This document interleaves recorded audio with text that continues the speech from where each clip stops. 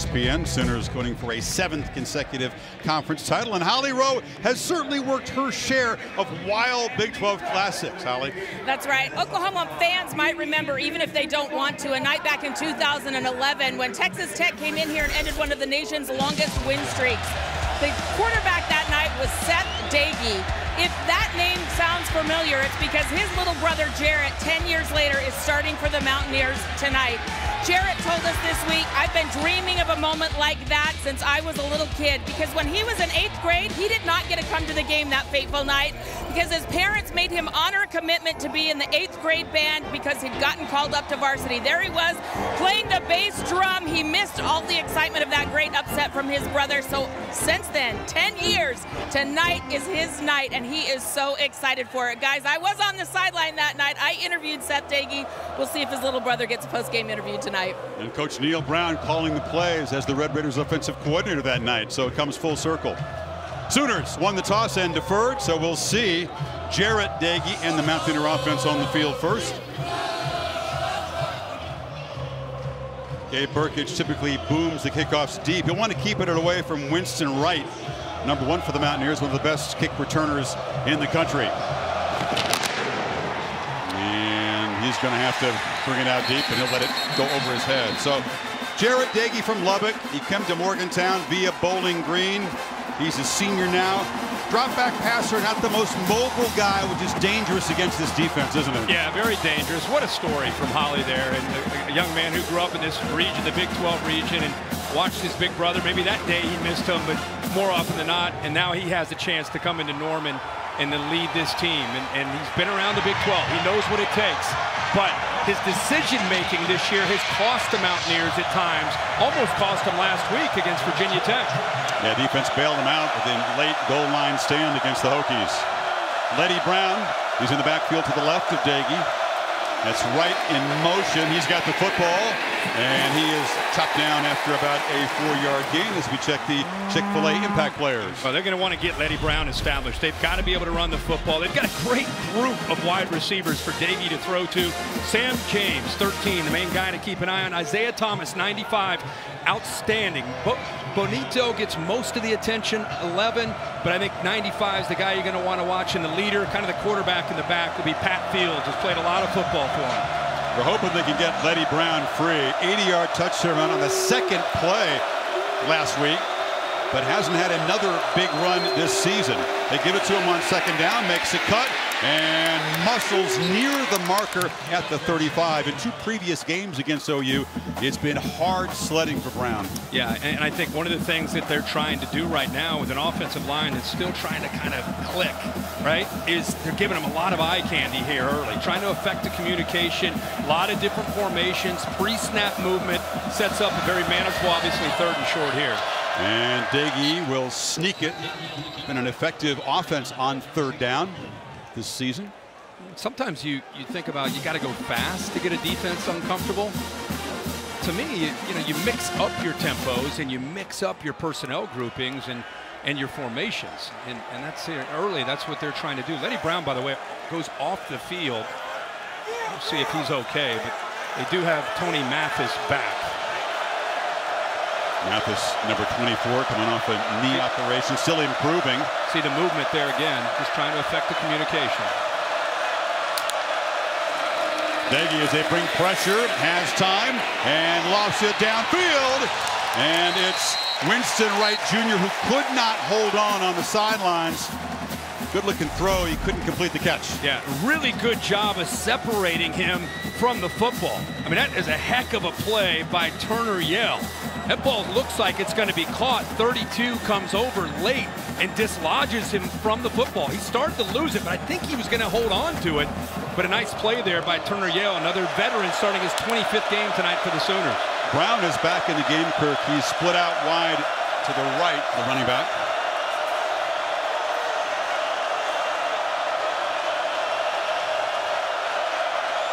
And now he comes back into the backfield. They collect it one, they snap it, and the ball caught by Mike O'Loughlin, the tight end. They don't use the tight ends a lot in this offense. This is second catch of the season. No, but when they see cushion, they're going to take it. I mean, this is an offense that they look at the numbers, and they're going to either run or throw. Now they're going to go fast. But if you give them cushion, Daigie's going to recognize that and right away get as many yards as he can. They line up fast and then check to the sidelines. Neil Brown and Gerard Parker share play calling duties. They need 6 on this third down. Daigie across the middle, and it's caught. And Bryce Ford Wheaton reached back and made the grab. There were no U territory. Yeah, nice job of feeling those linebackers, running out with Letty Brown. Opened up a really nice, easy throwing lane for him. Asamoah, the middle linebacker, 24. He runs out, see him there clear out. And even though that pressure, Benito's coming right in his face, he sits in there with that big opening with the linebacker vacated in the middle of that defense. 16-yard gain, and now they'll bring in Garrett Green. So an early appearance in the middle of the first drive, and he slings it out quickly there to Sam James. And Garrett Green is known right now by most West Virginia fans as the change of pace guy. He's an athletic guy, played baseball in high school, but I'm telling you, I think you're going to see more of him, depending on how the battle in the trenches goes. It's a West Virginia offensive line, especially on the edges at tackle, that they could give up some pressure and some penetration. If that happens, you'll see more and more of Garrett Green, who can move around back there and give him a chance. It's his 9th pass attempt of the season. As you said in the open, he can swing the ball. Surprised to see him in the first drive, though. Now Daigie looking downfield and out of bounds. Really didn't give Isaiah Esdale a chance to make a play. They brought pressure. You know, they're bringing their linebackers right here. And West Virginia, this is going to be a challenge for them. Oklahoma moves a lot of different people around, makes it difficult on the offensive line. They'll slant, they'll angle, they'll bring backers. Really can impact your communication. The question tonight is you got Daigie's experience versus the athletic ability of Garrett Green. 3rd and 6. Not yet in field goal range are the Mountaineers. So he's got some one-on-one opportunities here. Just a matter of which one does he like and trying to go there. Brown motions out, empty backfield. Sooners rush 4, and Daigie scrambling will not get near the first down. He is slammed down by Asamoah. Give Alex Grinch credit here. I looked at it and I thought, boy, they're up tight. They're playing man-to-man. And at the snap of the ball, they dropped out of that. Daigie thought he had man-to-man as well. They go to zone, and by going to zone, they fool him. He ends up having to hold on to the football. Going for it on 4th and 4.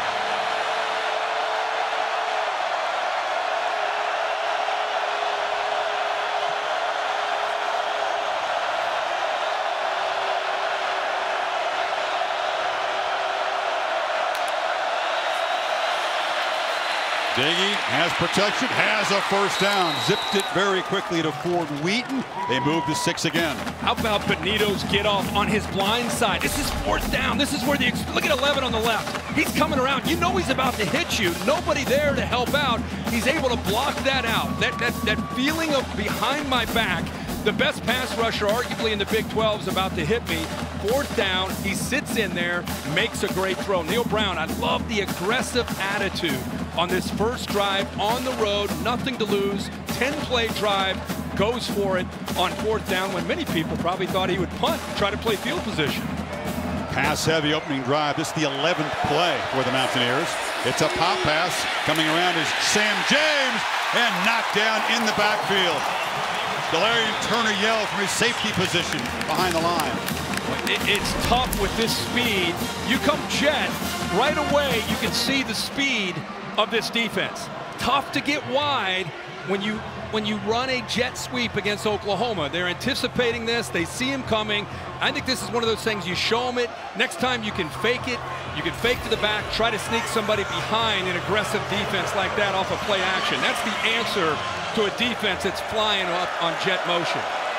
Turmiel, the top tackler on this defense. Play action on 2nd and 12. It's a screen, and Ford Wheaton makes the catch and falls forward down near the 25. It'll be 3rd down, about 3. Great call. Anytime you have a defensive line that's going to be coming after the quarterback, 2nd down and long like that, puts it out in front of the receiver so he can catch the ball and use his momentum. And Ford Wheaton, 6'3", 220. It's like a tight end catching that ball and running into traffic. Interesting, Kirk. They bring back Garrett Green. This is his 2nd play. Comes in on a 3rd and 3. And on the fringe of the red zone. Now the scouting report for Sooners is he's going to run. And they're going to have to call a timeout.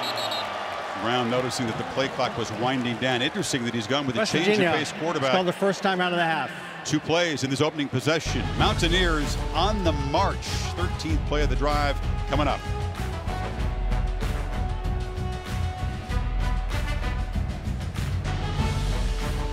Breeze approaching sunset here in Norman. Check out the AT&T 5G Skycam and the AT&T 5G Skycast streaming live on ESPN3 and the app. So they keep Garrett Green, the youngster at quarterback, in the game on this 3rd and 3, Kirk. And look at this. They're in that sugar huddle. It means they're going to break this huddle fast, try to catch him snapping on the formation. It's kick and throw it. Brown to his right.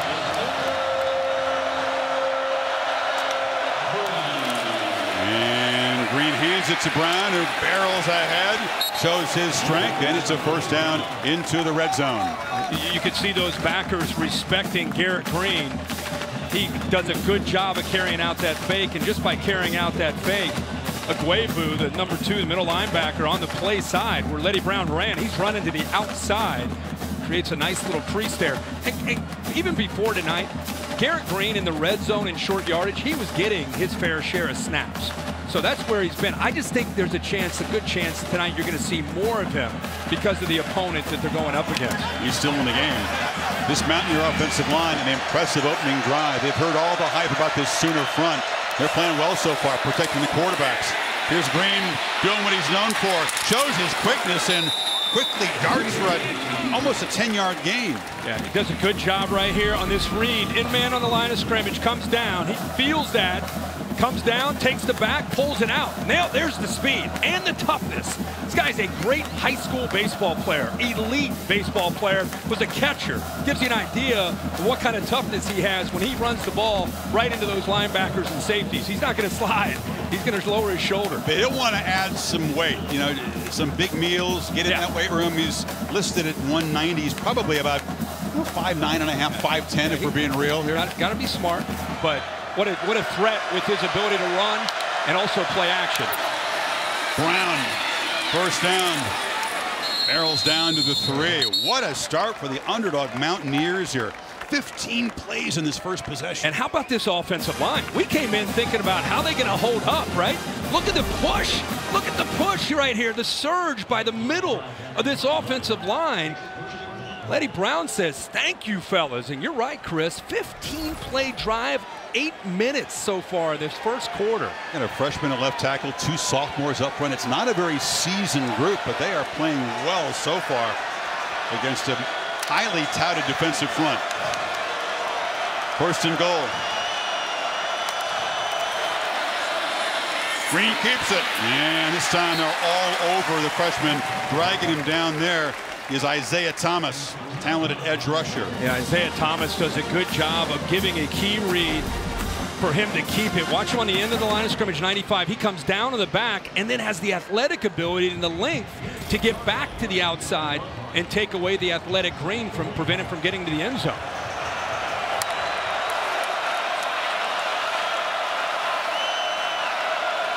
Green checking the sidelines, making his adjustment. Looking like a veteran out there at the moment.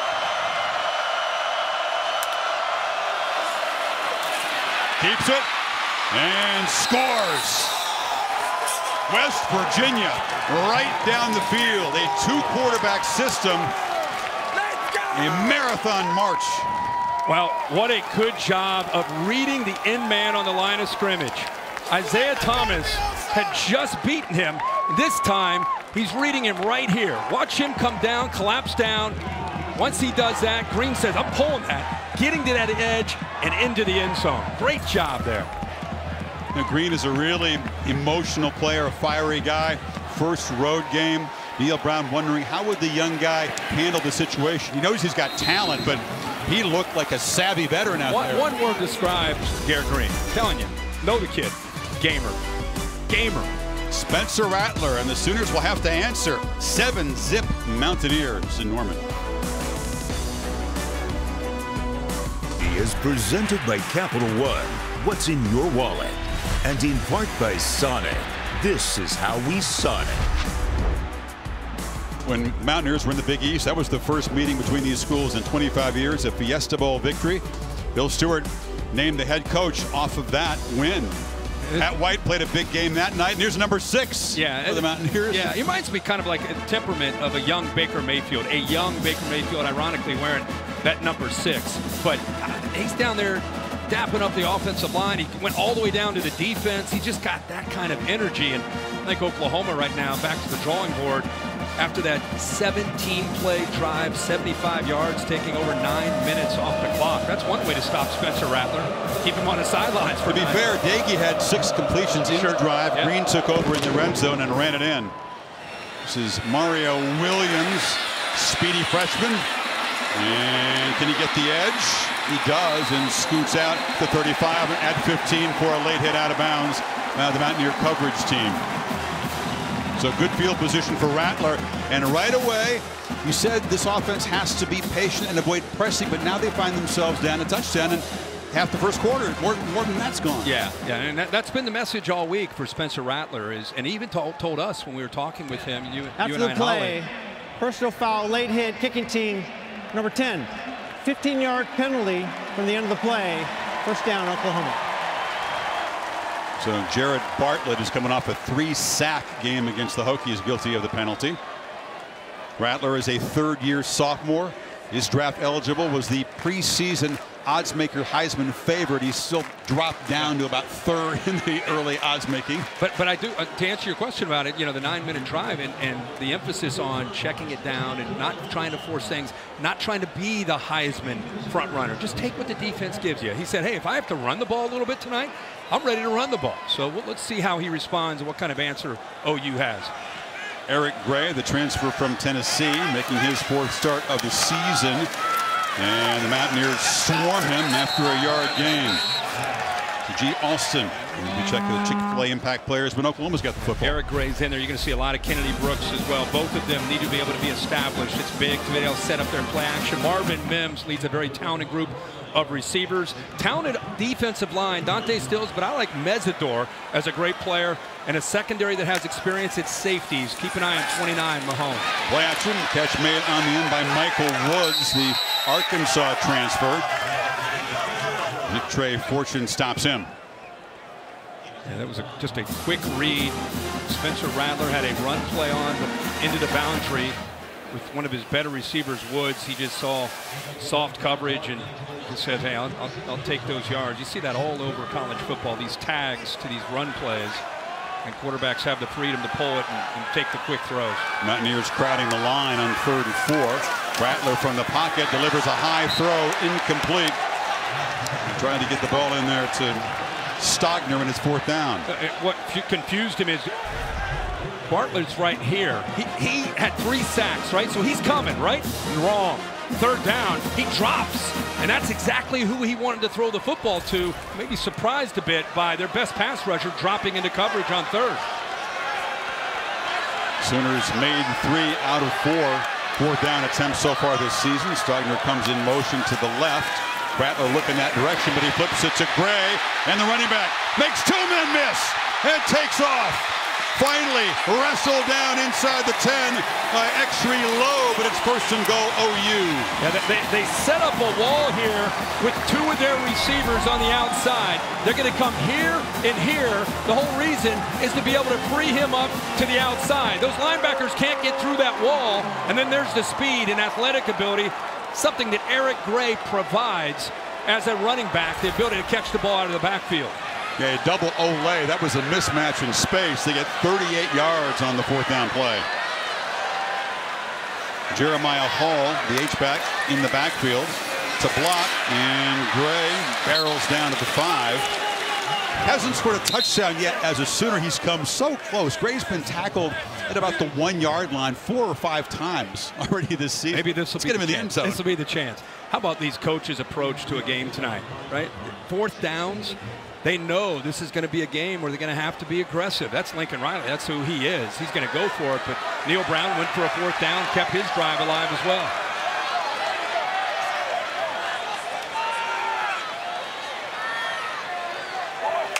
And 2nd and goal.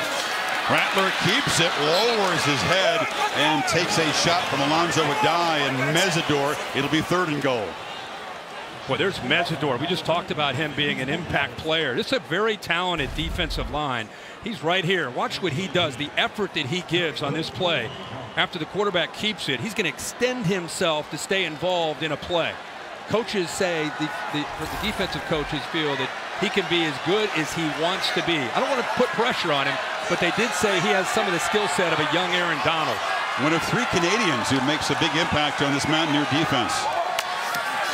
On 3rd and goal, Rattler from the pocket, zips it, end zone, caught, touchdown! Austin Stogner, his first of the season. And a tremendous comeback story for Stogner as Oklahoma answers quickly. Boy, this is really, really a good throw by Spencer Rattler. Love where he puts it. Remember, Stogner works to the outside, the receiver works to the inside, and look where he puts the football. Up and away, 6'6", up high, where he can go up and over Porter and make that play. Stogner, a guy last year that had a thigh bruise, which turned into a strep infection, became a life-threatening situation. He was rushed to the hospital in Oklahoma City. He spent 12 days in the hospital, lost 35 pounds, finally came back at the end of last year, and that's his first touchdown catch since that scare. Stogner and the Sooners answer 7 apiece, late first.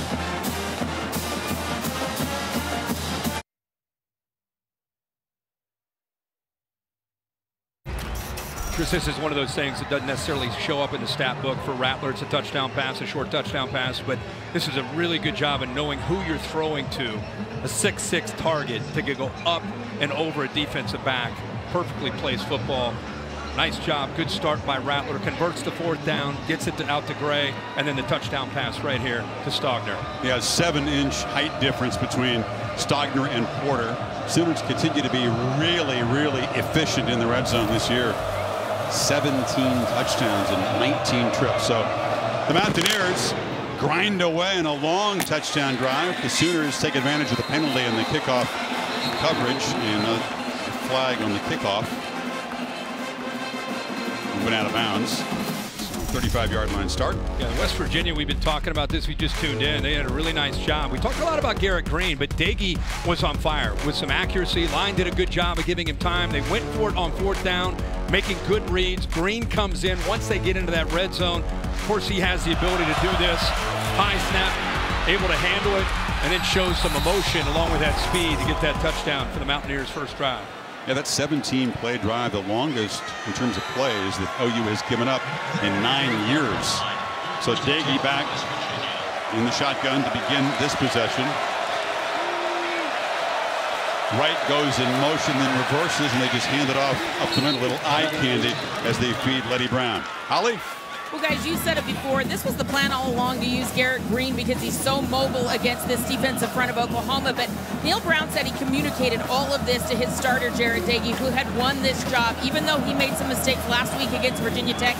A terrible kick with 2 minutes left that almost cost the game. He said, I let him know we have confidence in him. Just follow the rules of the play.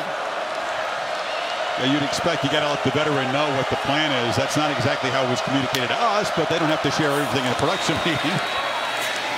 Doege delivers, and across the middle, that's Winston Wright who makes the catch. It'll be 2nd and short. Really, really relevant report there from Holly, and I know we all knew this, but you're talking about a guy that tonight, if you include Bowling Green and West Virginia, Doege has 37 starts. He's a grizzled veteran, but he told us this is his dream to play in this. And then imagine having to come out in the middle of that dream for Garrett Green to come in and lead the team into the end zone. So I thought Holly's report is great. It's interesting, and it's something you want to really show throughout this game, how Dagey handles if Green continues to come in. Need 2 yards on this 3rd down. And Dagey looking to throw for it. Not a natural runner, but there was so much open space. He'll dive for the 1st down near midfield. Nice job by the right tackle. He's a freshman, true freshman. Is playing in this game, 64 against Benito. He does a nice job of kind of sealing Benito to the inside, which gave Dagey, you said it, Chris, he's not known for his mobility, but 64 does a good job of pushing Benito in, and then you have enough room for Dagey to escape and get that 1st down. Yeah, true freshman against Benito, who had a huge game in the win over Nebraska. Such a disruptive, active, athletic player. 64 may have his hands full tonight, but a good start for this Mountaineer front. That time Brown is wrestled down there by Asamoah. Think about being a freshman. Yeah. Milam, I mean, he was playing high school football, and now he's out here, and they say he's a future All-American type of player, the big fella. But, boy, he's prepped up tonight so far, doing very well, holding his own. Their weakness coming into this game, you were worried about the tackles, how they would hold up in protection against the speed of Thomas and Benito.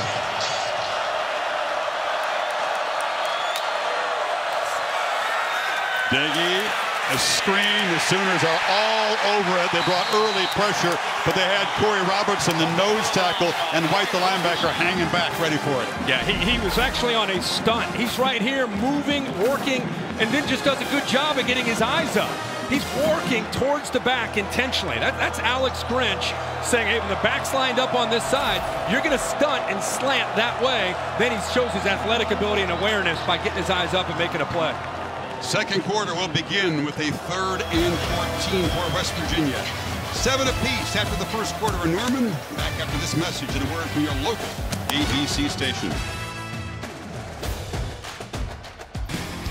Set for the 2nd quarter. Saturday Night Football on ABC, presented by Capital One.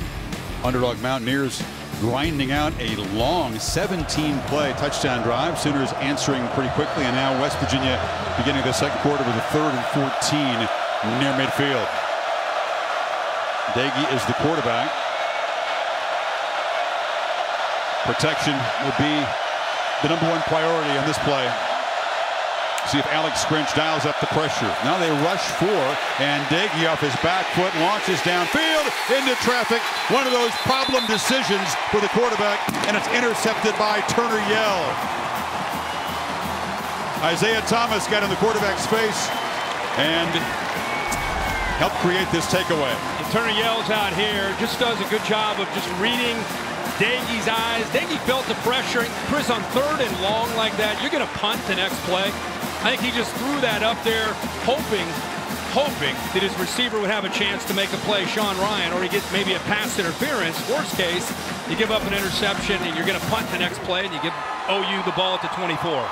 Yeah, good point. Not as damaging as last week's interception could have been on 3rd and long.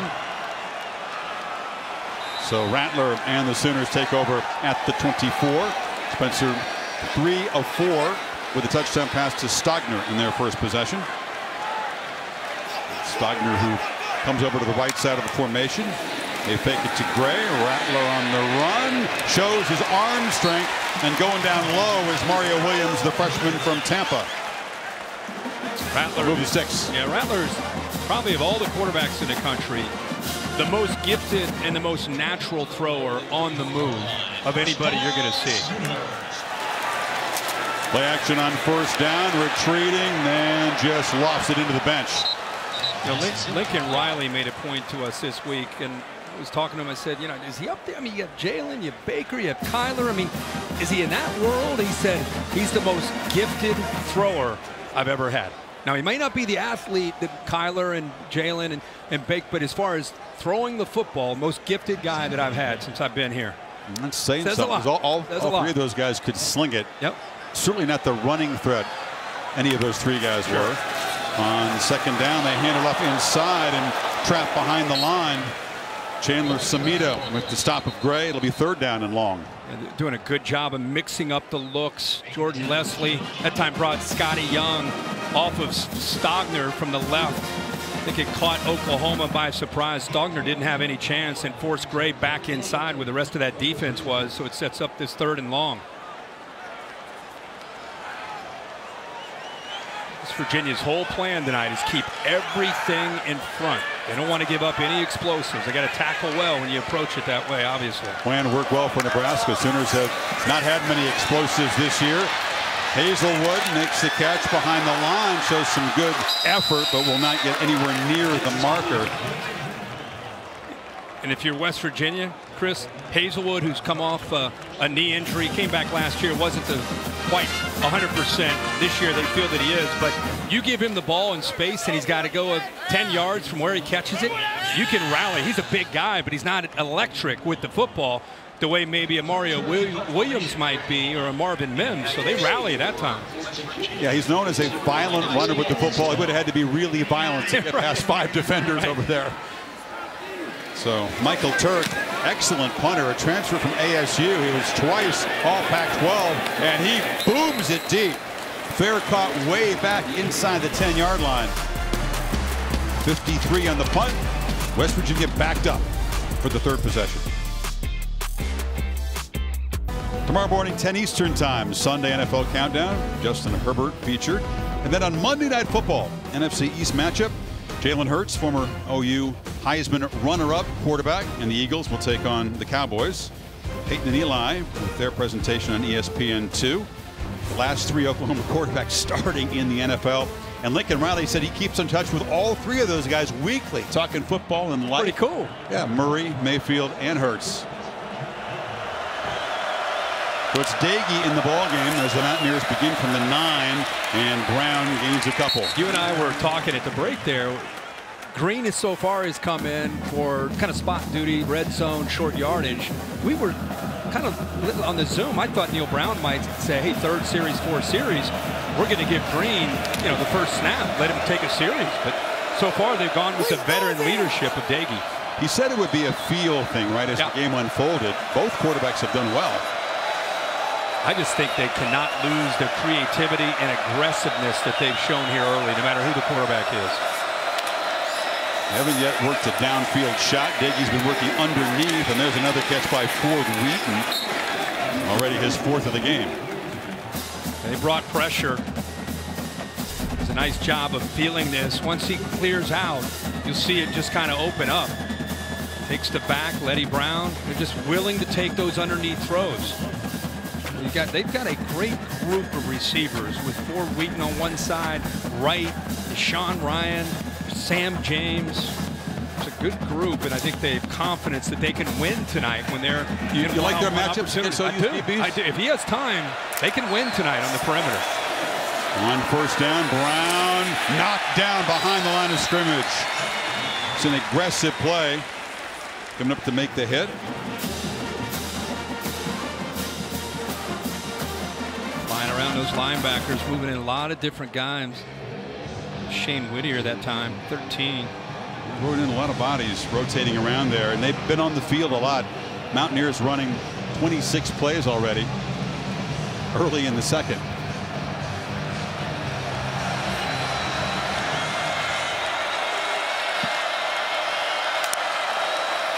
Pressure comes on 2nd and 11. Dagey stands and delivers a downfield throw over the head of Sam James. 3rd down coming up. One of the adjustments that Alex Grinch has made after that opening 17-play drive to start the game for West Virginia, they've dialed up more pressure, playing more man-to-man, mixing up things, trying to give Dagey different looks. But see what he does on 3rd down. Rush 3, drop 8, or show that he's willing to bring pressure and leave guys on islands. Right now showing 2 high safeties.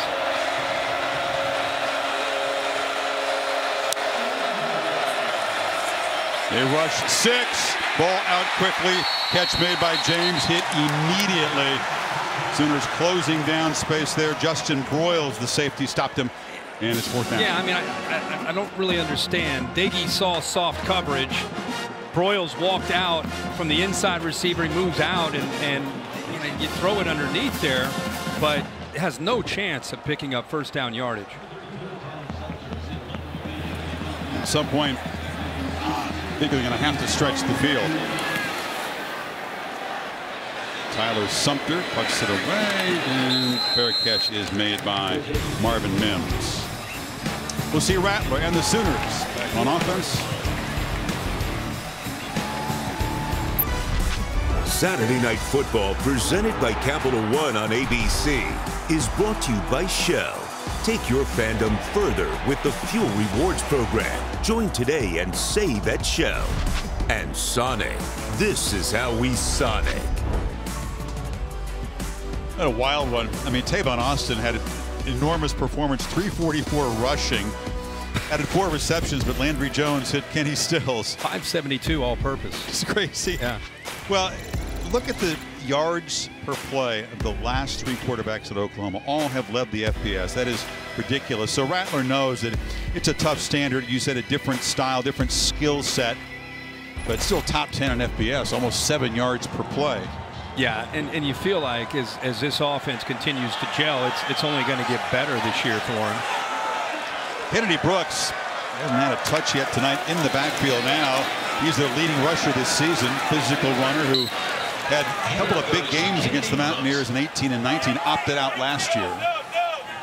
Off to a good start this season. Yeah, good to see him come back. That running back room with DeMarco Murray, former NFL great, and of course Oklahoma Sooner great as running back coach. And boy, his room is from one year to the next. It's just the 2 guys that are playing tonight, they weren't even in that room last year. Only 2 scholarship running backs, Eric Gray and Kennedy Brooks, after the attrition of some other talented backs. Rattler trapped, escapes, looks downfield, and now will be wrestled out by Lowe right near the line of scrimmage. Talked about the exodus of guys like Seth McGowan, Mikey Henderson, dismissed from the team. Stevenson went to the Patriots, and there's the others. Yeah, Henderson and McGowan charged in a robbery in April, so it's down to just Gray and Brooks, both talented guys, but walk-ons behind them. Yeah, Gray comes over from Tennessee, and as you mentioned, Kennedy Brooks opting out, but comes back, and they missed him. It's great to see him back playing the game. You can learn a lot from the example of their coach. DeMarco Murray was a great one here. Sure was. And with the Cowboys. And it's Brooks in the game, 3rd and 10 for Rattler.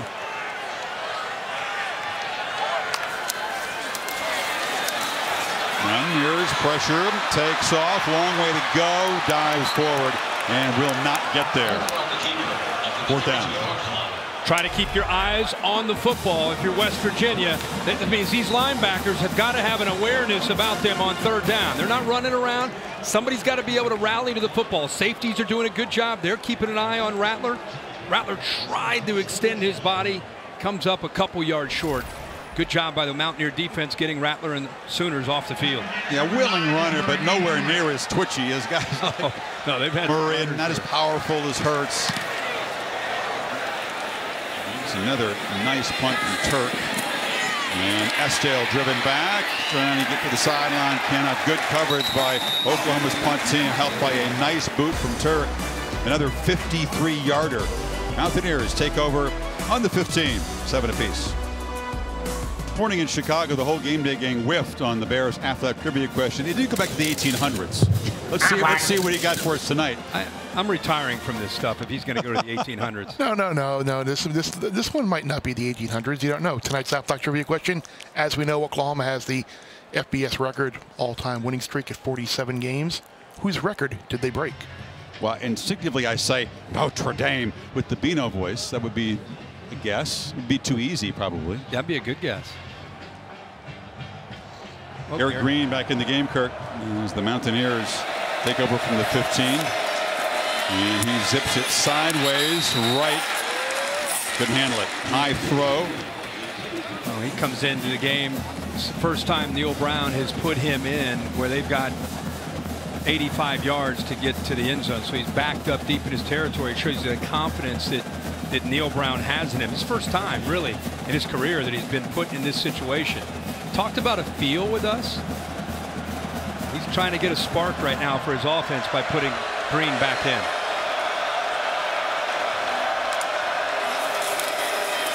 Takes off, And he'll be trapped. So he comes into the red zone, finds the end zone. Ball came out, and it looks like West Virginia has fallen on it and avoided a turnover. They've been a problem for West Virginia this year. Yeah, Latrell McCutcheon, 7, was ripping at the ball. That's one thing Green's got to understand. This is different. You get out here, watch 7.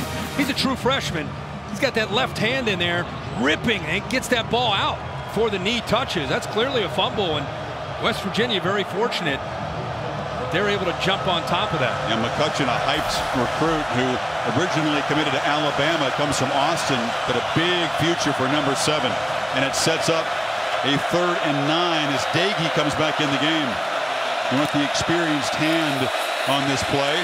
Under pressure, gets it off low, and it's dropped by Mathis. So an ugly-looking series for the Mountaineers, and a 3-and-out, the first tonight. Yeah, this defense has made some adjustments. They've been able to take advantage of field position. The field is slanted in their direction. Played zone here. West Virginia thought they had man-to-man where they'd sneak Mathis out against a backer, but no, they sat back. Even if he caught that ball, play didn't have a chance. So after the long 17-play touchdown drive, the Mountaineer offense has slowed down considerably. Mims retreats to field the punt at the 35, and they'll be stopped right there at the 37-yard line. Neil Brown is hot on the far sidelines. Yeah, he wanted to roughing the punter. Didn't get the flag. All right, Chris, let's give the Affleck trivia question answer. I threw Notre Dame out there instantly. It feels too easy, too obvious. It wasn't going to be Notre Dame.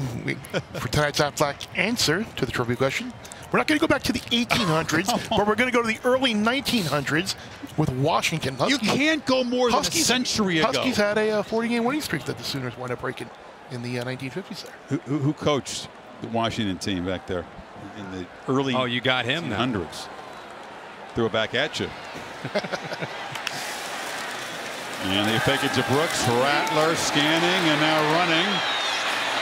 And fires it on the sideline. And making the catch is Drake Stoops. Popular son of the coaching legend here. Just his 4th catch of the season. Well, they are taking the receivers away downfield. Stoops isn't open. Stogner not open. Really well-schooled defense on that 1st and 10 play. Nowhere to go. He was fortunate to get a couple yards. Had 16 combined completions for these quarterbacks so far, Kirk. Barely 100 passing yards. Nothing downfield. 5 receiver, empty backfield. Rattler throws a slant, and the catch is made in traffic by Mario Williams, talented freshman out of Tampa. Well, he ends up hitting a slant, but I want you to keep an eye on Stoops this time. He actually sneaks behind right there. If he throws his football right there, he's got a big play. Playing fast, and this is Brooks showing his toughness and barreling for about 8 into Mountaineer territory. You see this again. You can see where he's able to sneak out. If he makes this throw right here, there's nobody. He's behind coverage. You throw that towards the boundary. That's a 25, 30-yard gain. But now they got a little bit of momentum after the completion, the 1st down, positive yards on that 1st and 10 run.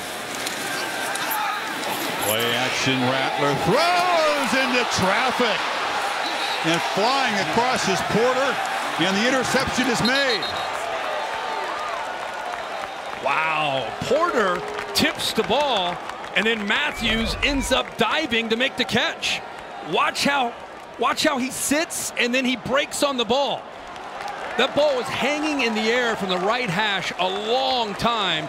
It allows Porter to break on it, and then Matthews' awareness to go down and come up with the interception. That's why they practice those tip drills. Wow, and that is a much-needed takeaway. That's the first interception of the season for this West Virginia defense. And Matthews, the junior college transfer, right on the spot there. Wow, that ball hung in the air, and I'll tell you, Porter, keep in mind now, this guy's a freshman, a young player. The coaches felt, hey, we know that Rattler and Lincoln Riley are going to come after him. Well, that time, the young corner makes the play.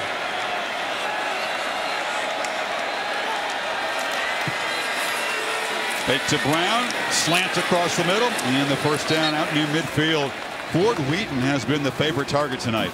And there's an RPO you see all over college football, run pass option. Felt the linebackers coming in tight to the line of scrimmage. And by feeling that, he ends up pulling it and then hitting the quick slant right behind it. At 7 catches in the first 3 games combined, has 6 in the first quarter and a half.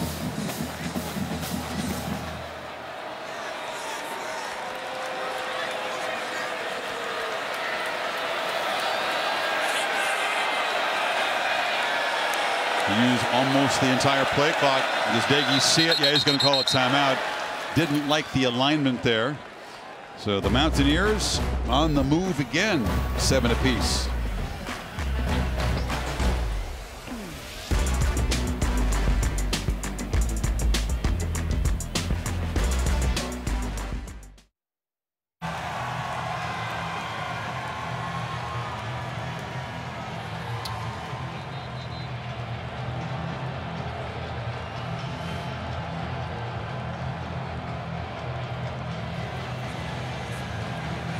All right, Kevin, think that's a spoiler, should I say, that the ranked team in trouble is Kansas State, 80 miles to the north. The Cowboys are laying it on the Purple Cats at the moment. After the timeout, first down for the Mountaineers. He's right in motion. They fake it to him. Now throw it to him on the far sideline. And the Sooner DB is doing a good job closing in on the receivers tonight. Not much after the catch. They're flying around as a defense. Seems like every time West Virginia gets a little bit of momentum going, there's a TV timeout or there's a break in the action. It kind of slows down. You know, they have to be aggressive. They have got to do a lot of window dressing, pre-snap movement, just to try to affect the eyes of Oklahoma. They can't just line up and play ball. They need to put their foot on the accelerator the way they did as a unit on that first drive when they went 17 plays for their touchdown. Agreed. They did call their own timeout, however. Yeah, they iced themselves. Like, on 2nd and 9, Brown tests the middle. And Perry and Winfrey, Thomas and company close it down. It'll be 3rd and long. Yeah, that's been an area. I mean, Letty Brown got out last week against Virginia Tech. But all in all, if you take that big run away, it's not been an area that defenses have to necessarily fear or respect. It's made them more one-dimensional. Yeah, just one run of longer than 15 yards. And that was the 80-yard touchdown bolt that got the Mountaineers off to a great start last week. That's Sam James in the slot, who's really playing with a lot of confidence. He's right here. It's already the 9th 3rd down play for this offense in the half. And the play clock is winding down again, so Neil Brown is standing right next to the official, and he will spend the timeout. Talk about this important play. Interesting first half. We talked about how high scoring the games in this series typically are. We both had a feeling that that trend was going to end tonight. Yeah. And if you go back when Spencer Rattler threw that interception, I thought you and I heard something after he threw that interception here in Norman. Take a listen. The chant is, "We want Caleb." As in Caleb Williams, the backup quarterback. True freshman. Who was the #1 ranked high school dual threat quarterback in the nation. He didn't play last year. In the school that he played, they didn't play football, but he's a very, very talented guy. In fact, Lincoln Riley told us this week, you know, he's very, very gifted as a thrower and a runner. But how about that? But I'm just saying, to life as OU quarterback. Huh? Exactly. You're a Heisman front runner when the season starts, to your home crowd chanting, "We want Caleb." And what week are we in? Week 4. We're in week 4. And Caleb Williams has looked impressive. He's got the pedigree. They've all seen the high school recruiting tape, but he's done very little so far in college. And you want to pull Rattler? I think it's fascinating. Fans here are something else. It's fascinating to hear that. Fans here trying to make some noise, help the defense out on this 3rd and 7. Pressure Coker in Norman, especially for that quarterback position.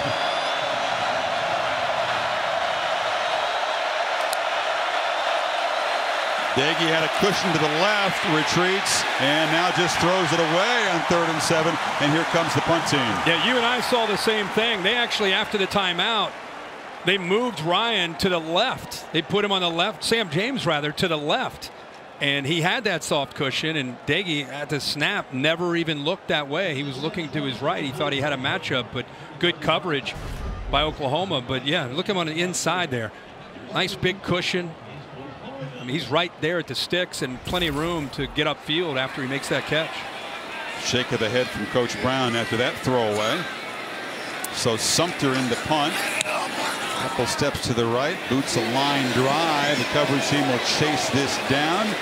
And Rattler off the interception. Last possession will be pinned back at the 7 to start at 3.5 before halftime. Monday Night Football. Have you checked out Peyton and Eli? Kind of with the chill brotherly vibe and the spot-on analysis that's on ESPN2 this week, breaking down the Eagles and Cowboys from their couches. Yeah, I watched them. Bringing that SNL out type of personality in both those guys. Steve Levy, Ryan Greasy in the traditional broadcast on ESPN. Let's give them some love too. Still on there. So how will Rattler respond off his 3rd interception of the season? They hand it off to Gray. Got caught up in traffic and fights ahead for 3 yards. I mean, he had to hear that chant. I mean, Spencer Rattler had to hear it as plain as day from the fans. Oh, yeah. Oh, yeah. What would you think if you're the quarterback? It's got a lot of fire for him. I mean, he hears the noise. I mean, he's a big social media guy, so he's aware of the noise and the expectations. You play quarterback here for Lincoln Riley. Think about the expectations with Baker, Kyler, and Jalen Hurts.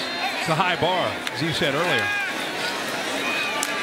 And now Rattler rolling and makes a strong arm throw into traffic. Batted away and falls incomplete, but that was another risky attempt. Might get another chance. Here's some booing. Listen to this. The problem you have when you're a competitor and you have high expectations and you hear that from your home field, your home crowd. Now they're doing that. We want Caleb. You tend to force the ball because you want to show them I can make these plays. You want to quiet the critics. Yeah, it is. We said the fan base is ornery here. It is really interesting listening to the talk radio the last few days. You've been breaking that down. 3rd and 7. Rattler pressured and sacked the first time he goes down today. A flag comes in where he was tackled. Alston got to him. Let's check the marker with David Alvarez. And so hold is the indication, so that would be declined. Holding offense number 54. That penalty is declined. 4th down. What a good job by Alston. Undersized, but has really good athletic ability. He's pushing through Hayes. 54 just grabs onto him, tries to bring him down before he can get to his quarterback. But 12, Alston would not be denied. Esdale back to receive the punt of Turk, who's been booming him tonight and will need to do so again to deny West Virginia great field position as we close in on halftime. Mountaineers a chance to cash this in and take a lead.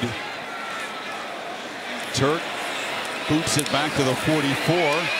Esdale spinning and still fighting for yardage. He's going to be dropped just inside Oklahoma territory.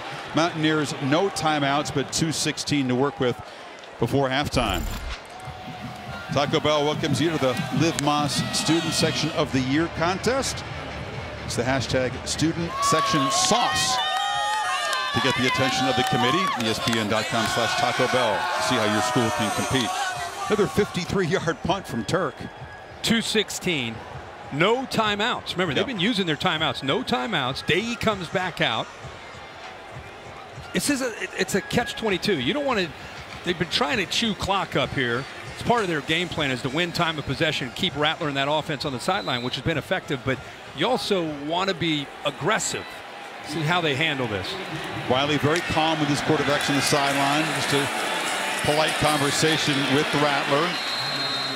It was 7 of 11, but only for 73 yards. The touchdown to Stogner and the interception. Roberson continuing. This defensive line, it's like watching a different team. You know, when we would call Oklahoma games 3 years ago, 4 years ago, it was about the offense. It was about Lincoln Riley, the quarterbacks, the skill. And then it was like, yeah, but that defense. They don't have the defensive linemen like Tommy Harris. Where are the athletes? They've made that a focal point in recruiting. Alex Grinch is the beneficiary as a defensive coordinator. He's led that charge, and it is really a different defense now with the talent, the depth they have up front. Yeah, they spent more energy and time recruiting that position than any other, and it shows. Holly? Well, guys, they have improved that defensive front, but it's worth noting that they're without their most versatile defensive lineman. Jalen Redmond's not playing tonight. He's out. You know, they famously don't disclose injuries, but he is not playing tonight. And where it hurts them, he's their most versatile defensive lineman. Takes 2 or 3 different guys to do what he does for the Sooners. I've seen Josh Ellison in there, Reggie Grimes in there at times, so worth noting they don't even have all their best guys tonight. Yeah, it's been reported that it's a meniscus tear, and they hope to have him back in about a month.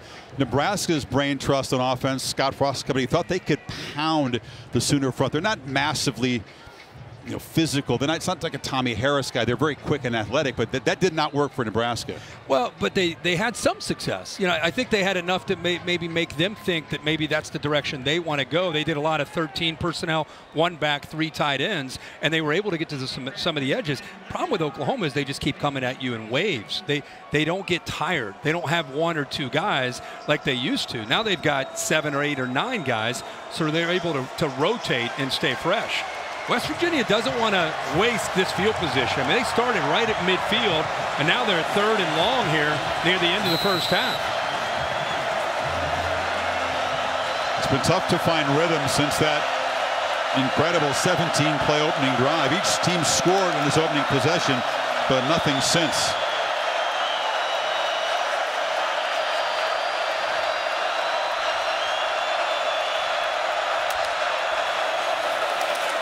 Daggy stands in, delivers strike across the middle. Ford Wheaton has been the weapon tonight. He's been getting free, and Daggy's been finding him.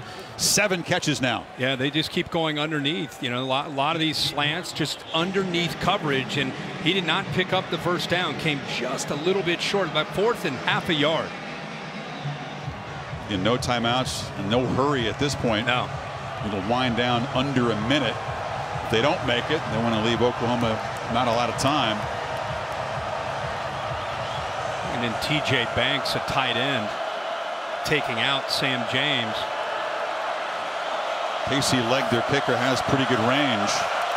And Daggy, they're going to try to shove the quarterback, and with an assist, he's going to get the first down. And of course, now the running back can get behind him. That's why this quarterback sneak now is so good. The back can push. Letty Brown at 210 pounds gets behind him. That's why he's in so close, just because in case he hits a wall, 4 can just keep pushing. Leg drive, leg drive, leg drive, leg drive until he picks up the first down. Quarterback sneaks aren't what they used to be. Daggy loops it downfield and winning the battle. Winston Wright just shoved off the defender. There's no flag, and it sets him up near the 10. I'm with you, Chris. I think he got away with one. But what I love about it is look how he's looking back at the football. He's ready to adjust to the ball, gets away with that push off, and Billy Bowen, the freshman, gets beat on the play. 28-yard gain. Now Daggy scanning the end zone, and we'll just throw it away. That's smart. As you said, no timeouts. Not about downs. It's about stopping that clock. What a great job. Wright didn't get called on the push-off, but his eyes, as he's running that route, he's looking at him, basically saying, okay, Daggy, you going to lead me, or are you going to throw it behind me? He was ready to adjust on the ball. That was a good route. Vickery's got to look to the end zone or right near the sideline. Has to. Tackled inside the 10. It would be a hectic situation to get up and get a spike.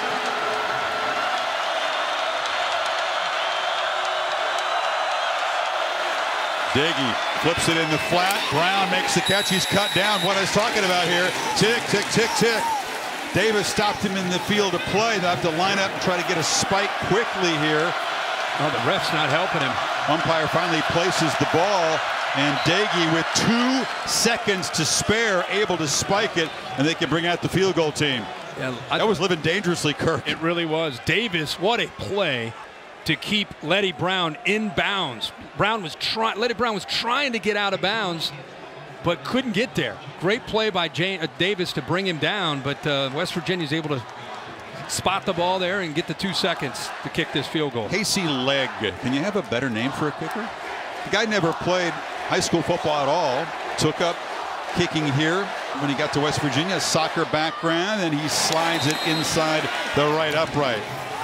So the Mountaineers take advantage of field position. They begin the half with a long touchdown drive, end it with a field goal drive, and the 2 touchdown plus underdogs from Morgantown lead Spencer Rattler and the Sooners 10-7 at the break.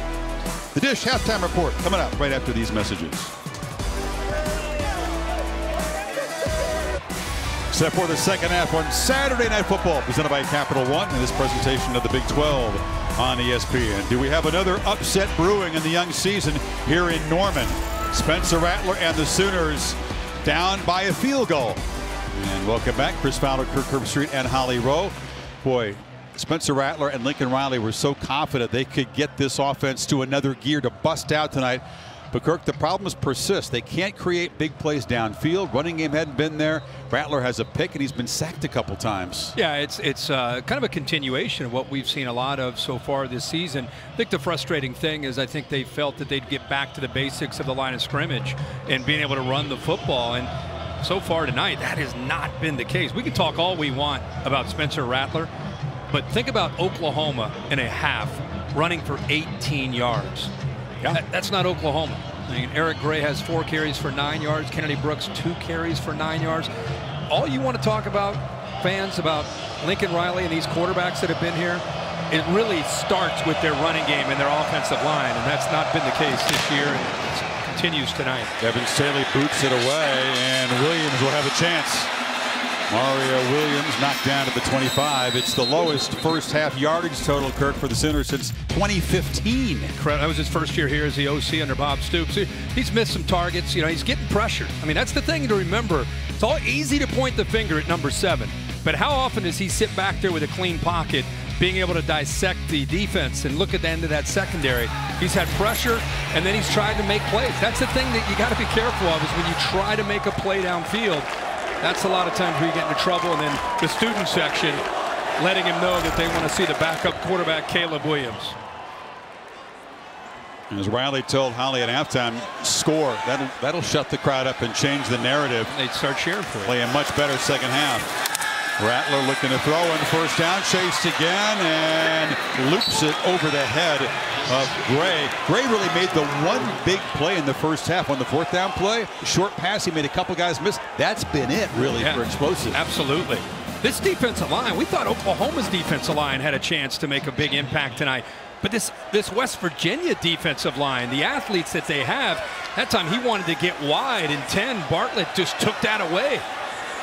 You can see why they're among the nation's leaders in tackles for loss. They are active. They get upfield. Sure do. And they've done a better and better job against Rattler as this game has gone on. There's a hand down to Gray, and that won't please the crowd. It'll be 3rd down. Yeah, we can talk all we want about what's wrong with Oklahoma. Let's spend a little bit of time on what's right with West Virginia. I mean, they have. This is a defense that last year, during COVID, it was a weird year, but they led the Big 12 in scoring defense, allowed 20 points a game. They're #1 in the Big 12 in passing defense, and they got most of these guys back this year. It's a confident group. Jordan Leslie, the defensive play caller for the Mountaineers. Rattler has time and delivers over the middle, and it's Michael Woods off and running. His first big breakout catch and run of the season, and the Sooners are in business. Yeah, good job of that time. The offensive line giving him time. And then eventually, Rattler works from the left all the way back to the right, and he's negotiating the middle linebacker right there. Decides to finally let it go, but he waits for his receiver to clear it. Short pass, it's Woods again. He eludes a tackler. This is a guy with blazing speed, came over from Arkansas. Longest catch before that one, just 12 yards this year. Yeah, they think that he can be special. You're right, he has a lot of experience from his time at Fayetteville. Think that he can be a downfield threat and the experience. Think of the big games, some of the teams he's played in his career as a starter. He had 24 career starts at Arkansas, played against LSU and Alabama and Texas A&M and Auburn. So they think as this year goes on, 8 can be a real threat. Yeah, getting more and more comfortable with the scheme here. So the Sooners have moved to 52 yards in 4 plays. Gray, hesitation, and nice little move along the sidelines to stay inbounds and lean for almost 10 yards. That was a great job of not giving up on a play. I think everybody thought, including West Virginia's defense, that he's going to go out of bounds right there. Instead, he cuts back, picks up about another 5 or 6 yards. You're on the line. You love to see your back doing that. Great effort. You give him 8 on 2nd and 2. Rattler from the pocket across the middle, and the catch is made by Jeremiah Hall. The H-back with a 1st and goal with a 6 now. Yeah, I say it all the time. How often are you going to see an Oklahoma kind of ultra back, that H-back, that Dimitri Flowers work inside, get to the outside, perfectly plays football? Rattler playing with some confidence, some rhythm right now. This offense playing much better coming out of the gates here to start this second half. But they always have a guy like Jeremy Hall in this Lincoln Riley offense. Got a touchdown catch against the Cornhuskers last week.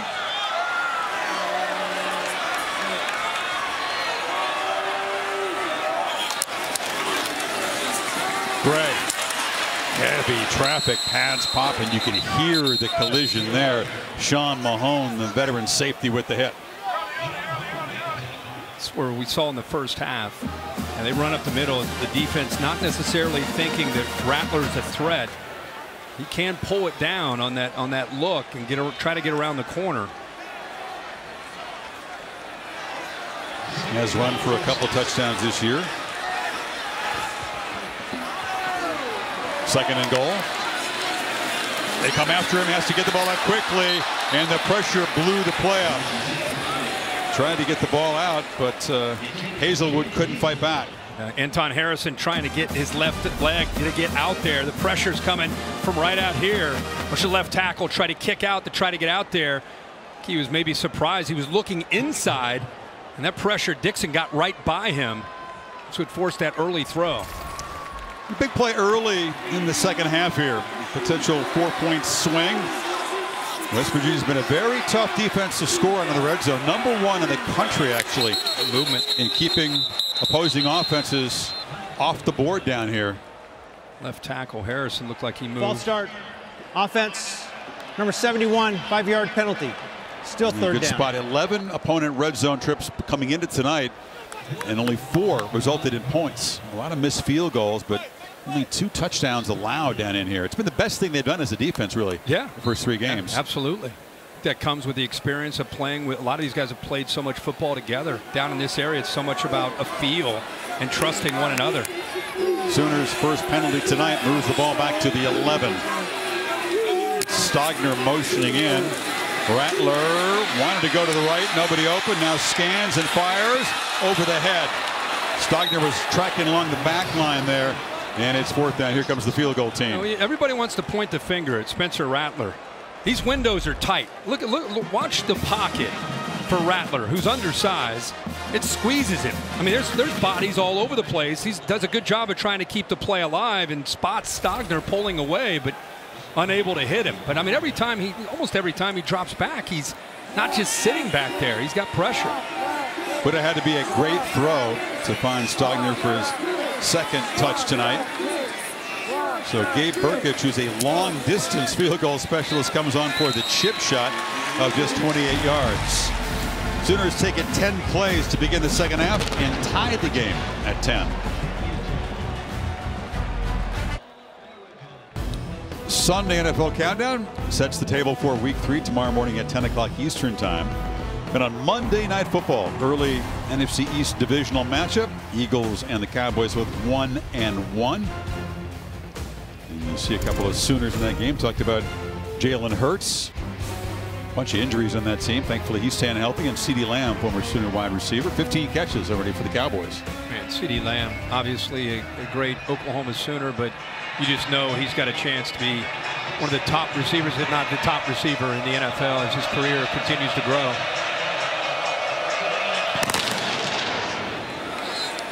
Winston Wright, speedy return, will have a chance here. One of the best in the country so far. Oh, didn't make a move, tried to lower his head on that tackler, and he stopped at the 28. Allie? Well, the West Virginia defense came off the field after that opening series for Oklahoma, and they're sky high. They are very confident in the defense they're playing. Neil Brown reminded me at halftime, listen, we were the #1 defense in the country in Power 5 last year. Our kids are playing with confidence. The fewer plays for this powerful Oklahoma offense, the better for us. And you can feel it. This is a very confident group over here. #1 in pass yards per game allowed a year ago. Give some credit to Jordan Leslie, defensive coordinator. And Daggy, they do a bunch huddle there, the trickery, and they caught the Sooner defense napping. Sam James rips off a run for 9. Yeah, seal the edge, get a couple blockers on the outside. Letty Brown actually leads the way. Sam James has the athletic ability and speed to be able to get out there and pick up yards, but good blocking downfield. The back and Esdale, the receiver. But Chris, I'd love around there, but confused. I'd love to see this offense. First time they've had the ball since making halftime adjustments. That opening drive, if you missed it, they went 17 plays. Took up 9 minutes of the first quarter. A lot of creativity. Very aggressive mindset of flipping quarterbacks in and out. First string, second string guys. Creative. Daggy under center, old school handoff to Brown, and he's knocked down. Haven't seen a lot of Garrett Green since he ran for that touchdown to cap that opening drive. No, but what I was saying is, like, they've kind of gone away from that personality of that opening drive, and you know, field position plays a part of that. There's Garrett Green who backs up Daggy and has started fast. I mean, he scored the touchdown, had a lot of emotion. Yeah, but I just think that combination of mixing up their personnel groupings and formations, pre-snap movement, going a little faster, mixing tempos, changing the quarterbacks, that worked for him early. Justin Johnson Jr., the true freshman's in the game. They fake it to him. Daggy under pressure. Escapes momentarily, avoids his first sack of the 9, falls forward for a yard. Isaiah Thomas got there in a hurry. Yeah, Isaiah Thomas is going to go through 2 offensive linemen. He's on the edge, Benito on the other side. He talked about his motor being his strength, and I'll tell you, Daggy goes from not being the most fleet-footed, losing about 7 or 8 yards, to at least picking up a yard. There's Letty Brown. Athletic trainers checking him out, testing the strength of those shoulders. So with him out, it's already a thin backfield. The true freshman Johnson remains in the game. Daggy on 2nd and 9, throws underneath, catch made by James again, and he is knocked into Oklahoma territory. First down. They seem to love this play where they clear out back here, tight end's going to work here, and then he comes underneath. Love to see Sam James playing with confidence. Young man that has struggled at times in his career with drops. In fact, saw a sports psychologist at one point to really try to work through it. And this year is blossoming and living up to his potential. Good. Just happy to see that he's in a much better mindset and making plays. Good to see Letty Brown back in the game. Mountaineers trying to answer Oklahoma's field goal drive to begin the 3rd quarter. Daggy took a peek downfield, checks it down, and delivers a dart on the sideline. Catch is made by Wright, knocked out of bounds. Another first down. Yeah, I thought he might be a little bit late. He was holding on and waiting to throw it. Watch his eyes here. Right before he throws it, watch his eyes. I feel like he's looking back to the left, and then eventually comes back, still has enough time to get it in there to right. And they bring in Garrett Green, spelling Daggy.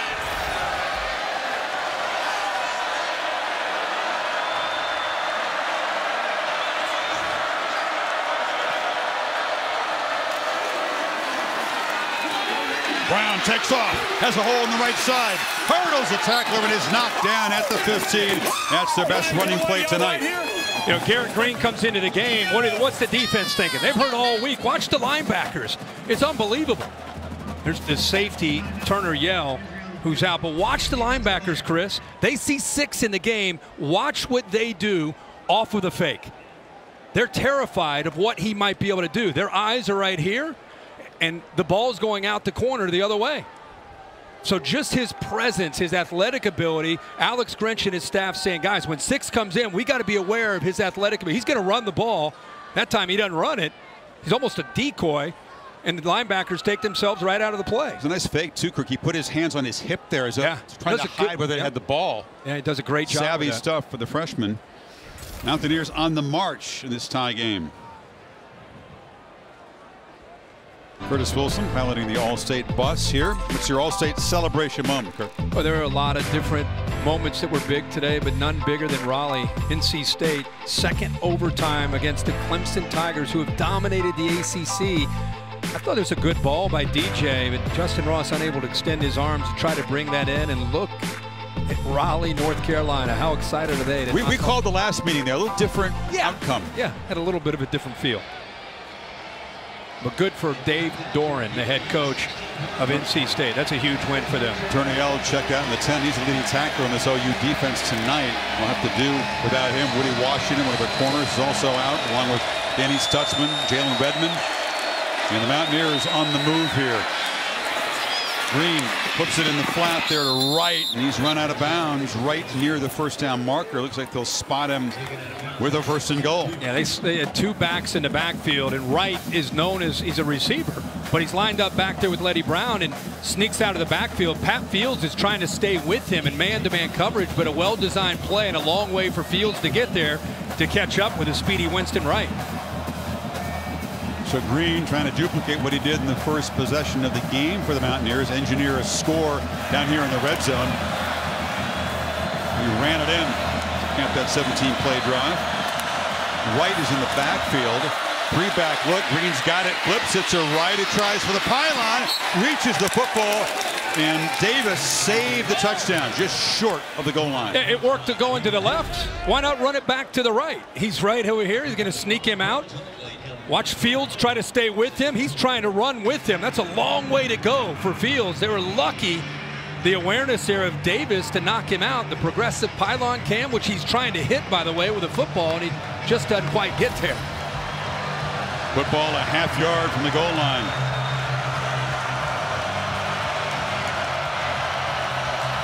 They send three receivers out to the left. And a whistle and a flag, a false start. Trying to get cute. Mountaineers are pointing across at the OU front. Prior to the snap, false start. Ouch. Offense. Number 52, 5-yard penalty. Still second down. That is Parker Moore, the right tackle. He flinches right here. He and the freshman Milam have been rotating. Time just a little bit aggressive, a little excited, jumped the gun there on. Yeah, it's just second goal, but something to remember if the Mountaineers don't find the end zone. O'Laughlin, the tight end, also lined up in the backfield in front of Brown. Hesitation. Green picks his way, but does not have enough muscle to get past the front. Deshaun White, the linebacker, was there. It'll be third and goal.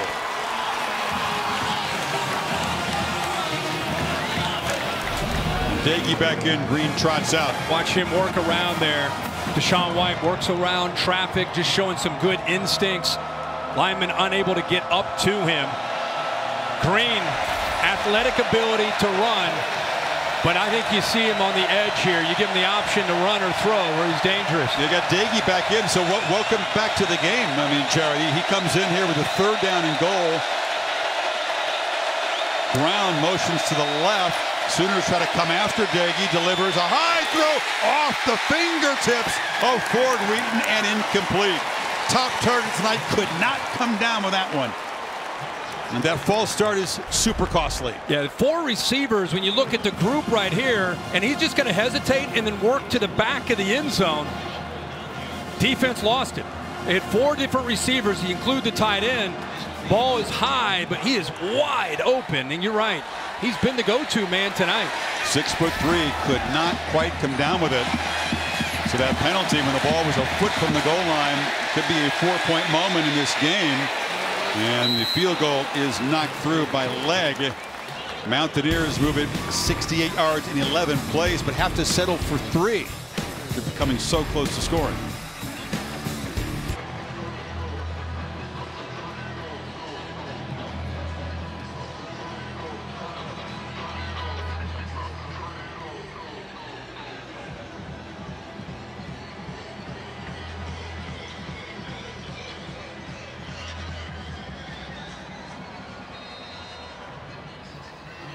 ACC is upside down, isn't it? And the Sooners trying to avoid the trend. Ranked teams going down here. More than a 2-touchdown favor. They have not led tonight. And now find themselves trailing the Mountaineers 13-10 midway third quarter. It's Mims from the goal line. Has a little crease and gets it out across the 30-yard line. And tomorrow's final Sunday night baseball game of the season is a big one. Ancient rivals battling in Fenway Park, Yankees and the Red Sox. Baseball tonight, Sunday night countdowns at 6, ball game at 7 on ESPN, Deportes, and also the app. Have the Cardinals lost in like 2 weeks? No. I think they just decided to just went out. They just went ahead and said, Reds, it's been a good run. Take care. Have a good offseason. You're not going to get bitter about the Reds again this week, are you? No, it's over. I heard of that. It's over. No, I'm good. So Rattler and the Sooners again have to respond. Empty backfield. Rattler, no one to throw to. Flush and drag down. A 4-man rush got close to him, but it's all about the coverage right now. Well, it's about the coverage. He has nowhere to go. He's looking to his right. Watch his eyes look right. Trying, waiting, just no one there. They leverage the receiver to the inside, nowhere to go with the ball, and nowhere to check it down. And now a pre-snap flag. Offside. Defense, number 8, unabated to the quarterback, 5-yard penalty. That stings. Defense playing well now. Makes it 2nd and 6. You know, it's just so different than when Baker Mayfield, Jalen Hurts, Kyler Murray, they used to run the ball, the counter play, and setting up play action off of that. Now they throw all the time. You know, they're not running. They have 30 yards rushing tonight on 14 carries. Same running back in there, Kirk. Kennedy Brooks in those years a couple times, 18 and 19 against the Mountaineers, was successful as a runner. Ball out quickly to Woods, and he is able to move it across the 40 for a first down before fortune stopped. I'm just saying it's a different attack. I mean, Lincoln Riley knows better than anybody. He's one of the great offensive minds, one of the more innovative minds. I'm just saying it's just so different. I don't think he trusts his offensive line. I don't think they have the offensive line that they've had in years past. You know, last year they weren't dominant up front. It's just different. He's trying to find a different way to move the ball when people know you're going to throw it. Rattler launches downfield. Woods trying to make a play in the double coverage, and that's Jackie Matthews, who earlier had the interception off the Karam back there as well. Fortune was in coverage. Yeah, good job of getting back there by Matthews, because Woods has the speed to be able to outrun and get behind coverage. The only thing is, 3, look for the football. You know, we don't need the arms waving. We need you to look. The ball's in the air, and you have a chance to maybe make a play on it. We don't need you to wave it off. Was he a fraction early? The Oklahoma fans thought so.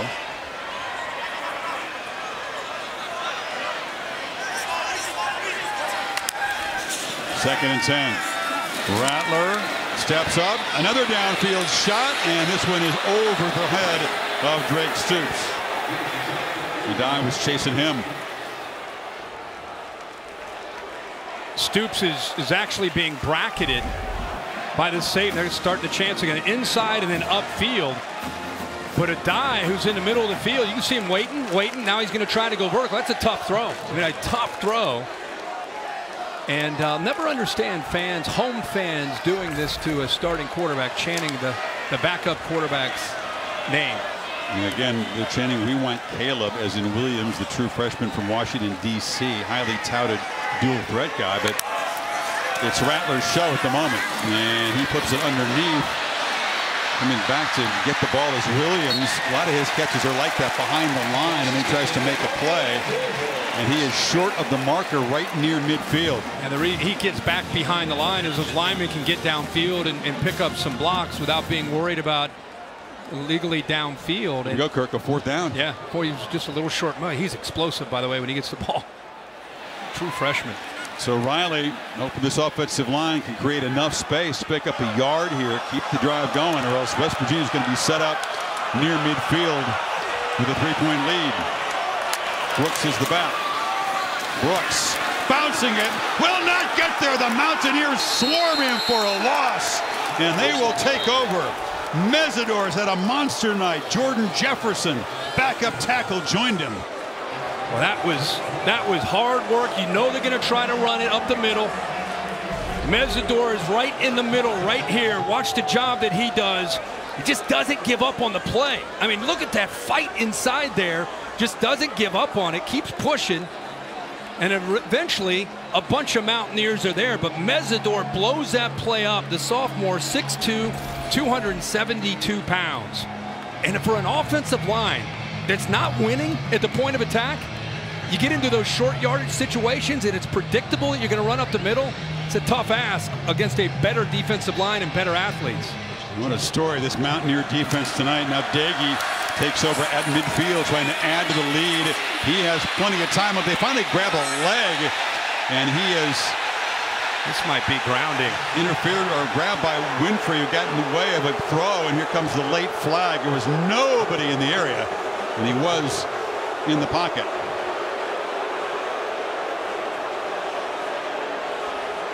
I think they're talking about a flag, the potential of the flag coming down. They're meeting as a group.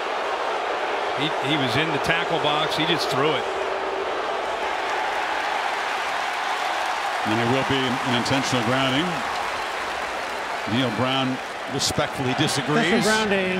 Offense number 2. Quarterback was in the tackle box and threw it into an area where there was no receiver.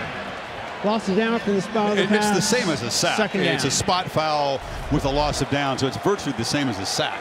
Yeah, and his receivers, they're working from his left towards the middle of the field. So by the time they get pressure, Winfrey gets there, you can see his receivers are going the opposite direction of where he threw that. You got to sell it better, don't you? You got to sell it better. Yeah. I think he was just trying to do whatever he could before Winfrey brought him down. So 2nd and 18. Back to the Mountaineers 42. 4-man rush. Jake gets the ball quickly. It's underneath and hit immediately as James, who's able to fight to the 48. Fields dropped him. Here comes a 3rd and long. And they keep going back to that exact same route with the back out in the flat, tight end on the corner route, and then they bring James underneath, just trying to get some positive yards, give themselves a chance here on 3rd down. This would be important for this Sooner defense to get a stop after the Mountaineers' 4th down stop gave them great field position.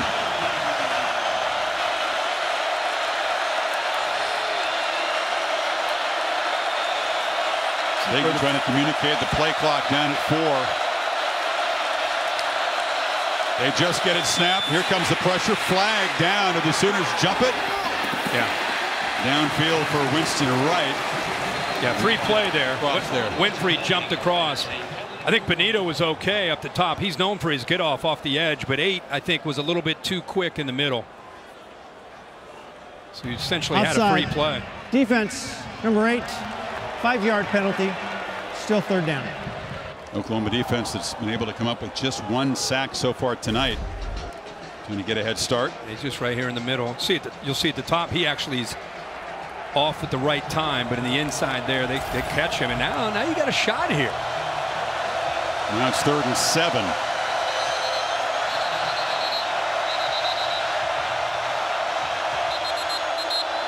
A whistle here in a conference by the officials. Clock operator, please reset the game clock to 2:17, please. 2:17. All right, Holly. Well, guys, that call that they just got on the offsides against Oklahoma was something Neil Brown was lobbying for at the half. As I walked out to talk to him at halftime, he was in a lengthy conversation with the referee. He thought Oklahoma was jumping the whistle every single time, getting over across the line of scrimmage too early. Finally paid off that conversation he had at halftime. Pretty clear call that time.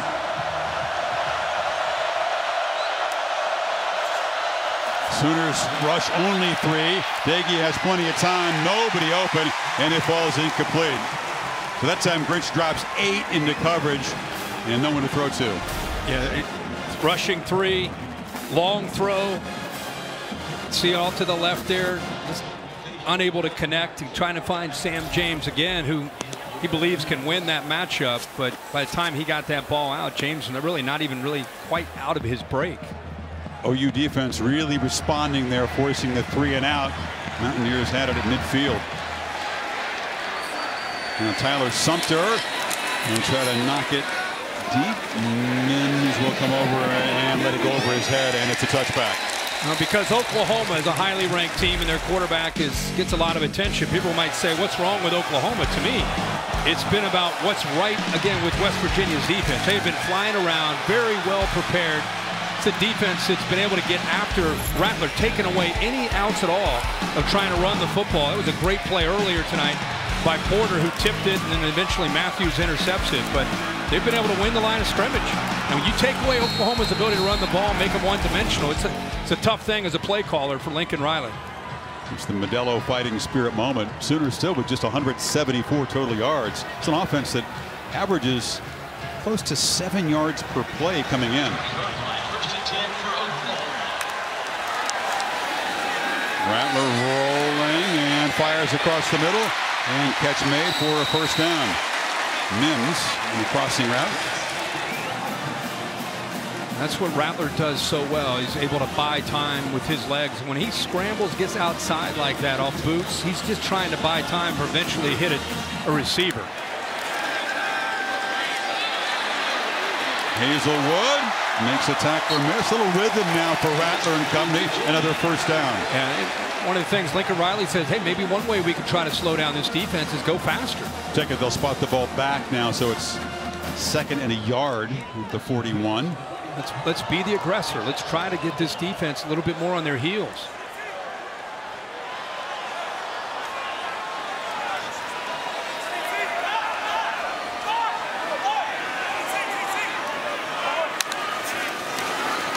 Gray's got it. Trying to cut it back, and he'll be knocked down right near the line of scrimmage. Excellent play by Alonzo Adai. Sean Martin also helping, so it's 3rd and a yard. They would not give up the edge of that defense. They would not let him get outside. They forced him back in, and then there's the speed of that defense. They rally to the ball. Adai, nice job coming up and run support as that safety. No room to run. Gray and Brooks combined 30 yards rushing tonight. Remember, short yardage is not Oklahoma's friend. It's hard to run in the middle against this defense and how aggressive and attacking they are and pinching. Probably going to have to either throw this ball or work on the perimeter. Looking to the sky, this fan, hoping they can come up with 1 yard here. Keep the drive going. Play clock winding down to 1. Rattler wanting to throw for it, and he does so.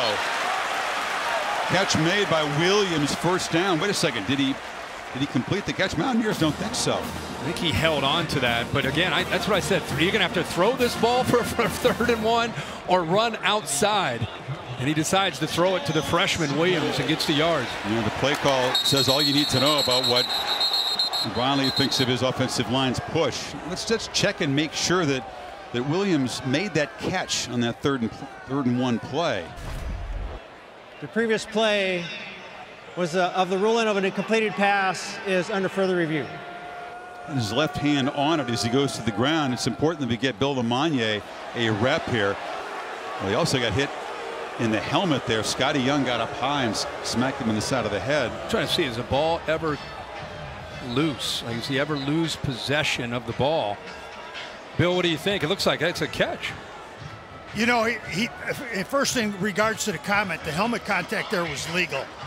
He was not targeting at him. No. Yeah, but on this one here, he's got his left arm wrapped around that ball. Yeah. I can see why they're looking at it, because if it comes loose and it hits, that would be incomplete. No, I was just complimenting Williams for holding on, because it was a legal shot, but he got smacked in the head, and he tried to hold on to it with just the left arm. Yeah, this should be confirmed for a catch. It's an important moment. It would have been 4th down there if they had turned this over. So we'll see. It's amazing to think that Oklahoma, a team that we have bragged on forever, again, the quarterback's got a lot of the attention, but if you really followed Oklahoma, that offensive line that they had for about 4 or 5 years, they were bullies. I mean, they were running the football at will on almost anybody they played. One of the big topics on the talk shows is that offensive line not recruited nearly well enough in recent years. Is attrition from some guys who've come in who are highly touted, but remains a big concern. Yeah, to me that's where this whole thing starts, because in this system, when they run the football, you're just frozen on the play action because you have to be able to account for that running game. After further review, the ruling on the field stands. It's a catch. And to be fair, quarterback run has been a big part in recent years. They're not going to get quite the same production in that area from Rattler. Sure. Yeah, of course. But I'm just saying, forget the backs, forget the quarterback. I'm just talking about the Oklahoma offensive line. They were bullies. Like they enjoyed punishing people. It wasn't just blocking. It was taking names, and now this group's trying to live up to that standard. 3 very experienced guys on the line, and then Raym making his first start tonight at center. Sophomore. And that will be it. They wind the clock after the review. And the end of the third quarter. A field goal for each team in the third. We'll start the final quarter with the Mountaineers trying to beat a top 5 team on the road for the first time ever. The CFP National Championship Trophy presented by Dr. Pepper. It's been in town all week. Folks have been dropping by various places to have pictures with it. That feels like a long way off right now for this Oklahoma team, which is expected to make the playoff. They got to try to survive at home here. Beginning of the fourth quarter, down 3 to the gritty Mountaineers. Rattler does have time, delivers a throw on target, and the catch is made by Woods, who fights hard for 9 yards. Boy, that was a good effort by Woods to hold on to that ball. But I continue to be impressed with Daryl Porter Jr., number 2. Just kind of sitting there, puts himself in a position to be able to break on that football. Almost gets his hand in there and comes up with an interception, but Woods would not be denied. So shows some strength there. Yeah, he won the wrestling match. Brooks running left, has a little crease. That qualifies as a successful run for Oklahoma tonight. He's got a first time before Mahone stopped him at the 40. There's Hayes with a nice block. Morris, the left tackle. They turn their backside to the hole. They give him a little crease there. That's, like you said, a rare opportunity for a back with some running room.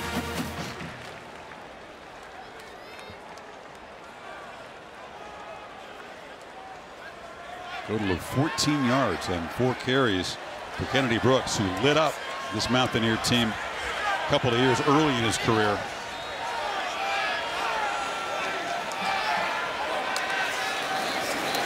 Rattler has plenty of green grass in front. Escaped quickly. Takes a hard knock from Chandler Samito, but he's near the first down marker. 31-yard line. He felt the blitz right away and then coming right up the middle right here. And so as soon as he felt that, he realized everybody else is out. They're gone. So instead of waiting to take off, good job of feeling that and instinctively just pulling the ball down and getting those positive yards. Brooks motions back in now on 2nd and 1. They fake it to him. Rattler now dumps it down. Boom, hard hit on Stoops. Crowd serenading him, but a dive prevented him from getting to the first down. It'd be 3rd down now. Yeah, one thing about Rattler on that last run, you know, we keep saying, well, he's not Kyler Murray. Who is Kyler Murray? You know, I mean, he's one of the freakiest athletes you're ever going to see when he played quarterback here. Jalen Hurts, too. But Rattler, he's a great athlete. I mean, he's a dominant AAU basketball player. Probably could have played college hoops. So he's a very good athlete. He just doesn't have, you know, some of that electricity that you would see from the quarterbacks that have played here in the past when he pulled. Fair point, but few ever have. Maybe Michael Vick. Yeah, I know. I mean, you're talking about elite of the elite. Play clock winding down. They got to hurry here. Comes up under center, and they will take a timeout. Didn't have time to execute that play, and it's an important one in 3rd and 1. Back to that short yardage spot where they don't want to be against this defensive line. 12:27 to play. Mountaineers hanging on by 3. All right, after the timeout, the dreaded short yardage situation for this Oklahoma offense. They need less than a yard here on 3rd down. 2 backs, Jeremiah Hall back there with Kennedy Brooks.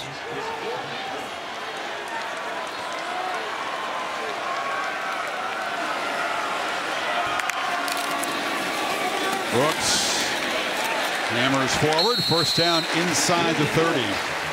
Everything is hard work tonight for the OU running game. They've been working that. Look at his helmet. That pretty much sums it up, right? Left side's been the answer for them at least these last few plays. Getting behind Marquise Hayes and also the big fella Morris playing left tackle. Tennessee transfer. There's blue paint all over. Oh man, that cream-colored helmet. Absolutely. Rattler has time and delivers a long throw for a short gain. No, he couldn't come up with it. Hazelwood fighting for the football, could not win that battle. Matthews and Young made it tough on him. Yeah, Scotty Young did a good job of trying to get into the throwing lane. Watch 19 right here. He's coming out anticipating a short throw, an out cut. And just by running out there, if he doesn't do that, that's an easy completion.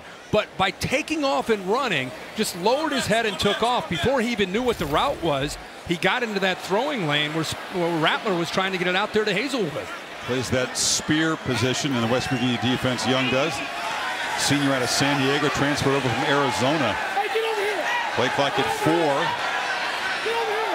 You just get the snap off, and Rattler gets the ball out quickly. That time Hazelwood is able to make the uncontested catch, but then he's slammed down at the 20. It'll be 3rd and 2. Chandler Semito on the stop. You know, Jordan Leslie, the defensive coordinator from West Virginia, has called a heck of a game tonight. Very surprised, though, giving that big of a cushion and such an easy throw to Hazelwood and Rattler. Another 3rd and short. Lincoln Riley rarely has he had to try to get creative to come up with a yard and 3rd down. They hand the ball off to the fullback Jeremiah Hall, spotting him right at the marker, right at the 18-yard line. Let's see where they place the football down. You have to measure it. It looks like he has it. It's right on the yellow line. And you're right. If they leave the spot there, it should be just barely enough. Mountaineers making him work for every yard, especially down inside this red zone. Making him work for every inch down there. Yeah. It's been a really stout defense. It's a 5 defensive back. You wouldn't think it's conceived to be a real physical front, but they have held up very well. Some guys who are smaller but very strong for their size, very quick. They are. They get good leverage, and they're athletic. Use quickness instead of power. 3rd time on the drive. They barely convert on 3rd and 1. And again, this Mountaineer defense has been excellent in the young season down here in the red zone. Can they keep the Sooners out and force potential tying field goal attempt? I think it's one thing to know that coming in, I thought their front would be able to hold up, maybe even dominate at times. I'm just surprised the secondary with young players like Darryl Porter and Jackie Matthews, how well they played outside on these Oklahoma receivers. Brooks looks for room on the left, gets the corner. Little hesitation. Good looking running. Flag comes in very late, which could nullify this gain of 8. Anytime you get around the corner, you wonder on that edge block by Stogner, did he hold on? Did he grab that jersey to be able to get him around the corner? That's the one thing there. He was manned up with Jared Bartlett, and he looked like he grabbed some jersey. During the run, holding, offense, number 54, 10-yard penalty. And put it on 54. Still 1st down. It's the first major penalty of the Sooners tonight, and it is a costly one. It was Hayes. I think you both could have caught them both. Right here. He's right here in the middle. See Stogner to the outside. See him grab the jersey as well. They could have called it on either guy. Good job by Styles to raise his arms, get the attention of the officials. Sold it, but he was clearly being held. So 1st and 20. Gray back in the game as a blocker. Rattler will be dropped for a loss. The 3rd sack. That was Stills again getting in there. Well, couldn't hold him out that time. It's a mismatch when you know they're throwing and Stills is working on the edge right here, lined up across from Morris. Watch him just use his hands, and then he's got bend, and then he collapses the pocket. Boy, that's beautiful. Stills is known to work from the inside, but they move him around and try to create matchups that are favorable. He is an NFL talent playing in the middle of that defense, but they've moved. He and Mesidor kind of share duties inside and outside. Series began at the 18-yard line. Now it's 2nd and 24. Rattler, short throw. Woods will fight hard for 2 yards, but just to the 30. And it's going to be third down, and the crowd shows its displeasure. Loudest boos of the night so far. Well, this is a great play of anticipation and trying to keep the edge of a defense. Okay, they had a bunch. Here comes a quick throw. Got to fight through that traffic and keep the edge to the defense. Rattler steps up, delivers a dart, and that'll get the ball back near the original line of scrimmage. Woods on the catch, but Sooners field goal team comes out trying to tie the ball game. That holding penalty nullify what would have been a run down near the 8-yard line. Holding penalty, sack, back to back. They're fortunate just to put themselves back in field goal range and have a pretty good shot here. Burkich has been solid, made a chip shot earlier, 6 of 8 on the season.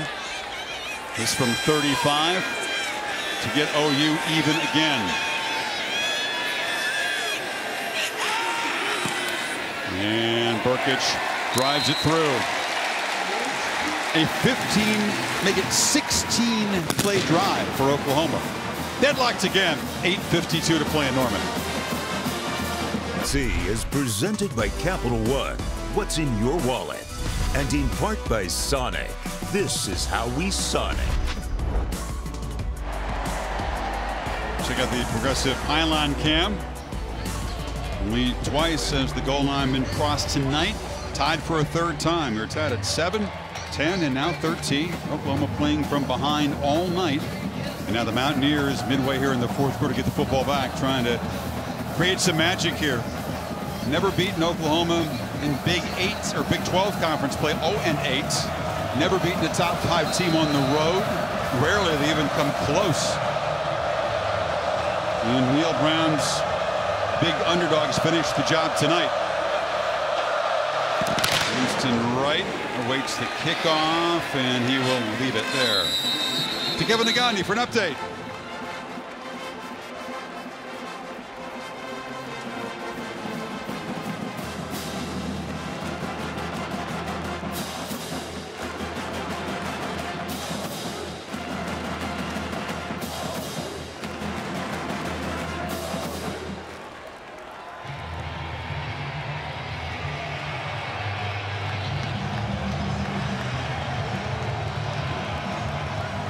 Terrific evening, dramatic day in college football.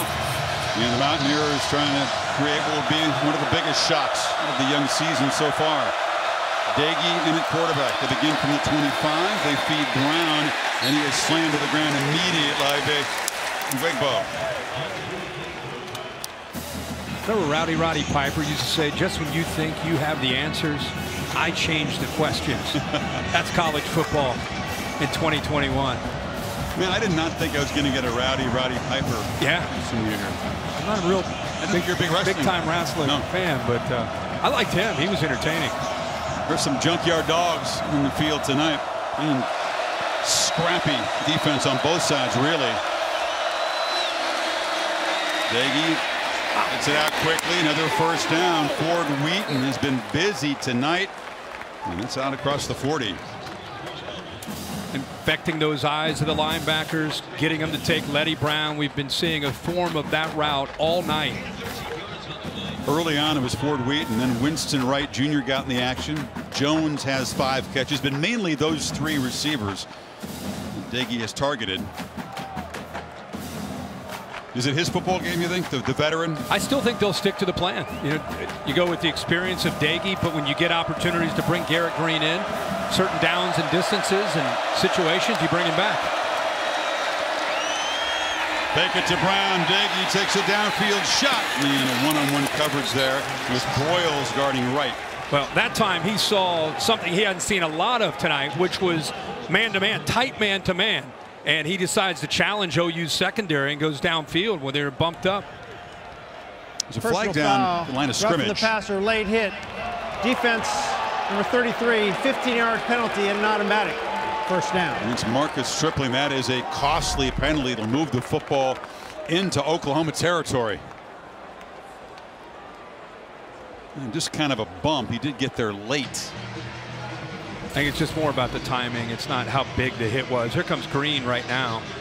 I mean, he took 2 steps after the ball was already released. He easily could have pulled off. It's discipline. You can't make that play. So West Virginia, they miss on the fade, pick up yardage on the dead ball penalty. This major penalty for OU. Green back in the game now.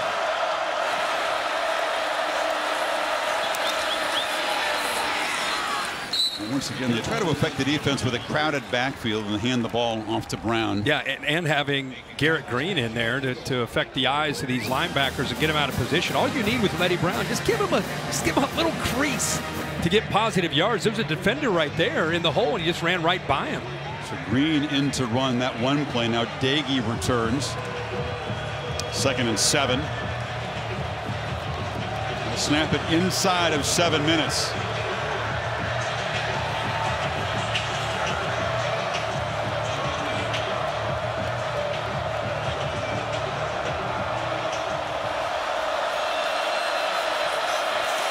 Low snap. Dagey scoops it up, delivers a ball across the middle, and Ford Wheaton on a crossing route, running free, first down to the 31. Yeah, Banks does a good job right here. He'll get upfield and then just, again, underneath. Getting the ball underneath the Ford Wheaton. Tight end kind of clears the safety to keep him back. Try to get these quick, easy throws, these crossers, where they're able to run away from the coverage of the defender. Time Jaden Davis, and give him a chance to get some yards after the catch. More catches tonight for Fort Wheaton than he had in 3 games coming in.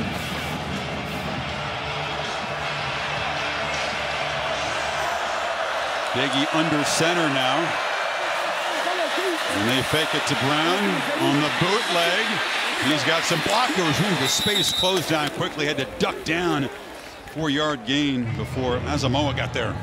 I mean, he's not fleet-footed, but it is worth watching the defensive line. They're all thinking, okay, that's Letty Brown. There's no way they're going to get Dagey outside. They look at the defense. They're like, oh, there he goes. He's on the outside. So for Dagey to go with that and just try to get some positive yards, he'll take anything you can get. Oh, Jared trying to get the legs going. Yeah, Green saying, let me run that play. Give me a chance to get on a corner. Acceleration, not warp. But positive yards, man. Late in the game, you take it. Green is back in the ball game now. In this 2nd down play, you wonder, you've got quarterbacks coming and going here. How does that affect? I think here the center looked like he started to snap the ball and stopped. Snapped infraction, number 64, 5-yard penalty, so 2nd down. It's 54, Frazier. Yeah, it's a big ask for these guys, isn't it? Different cadence, different stuff. Yeah, different rhythm. The word's rhythm. Watch the center. He starts to snap and just stops. So now it's Dagey back in there on 2nd and 12. This is Steve Spurrier like, right? You never know who you're going to see from snap to snap at quarterback here. Well, that Jesse and Doug Johnson, like every snap against the Knowles one year.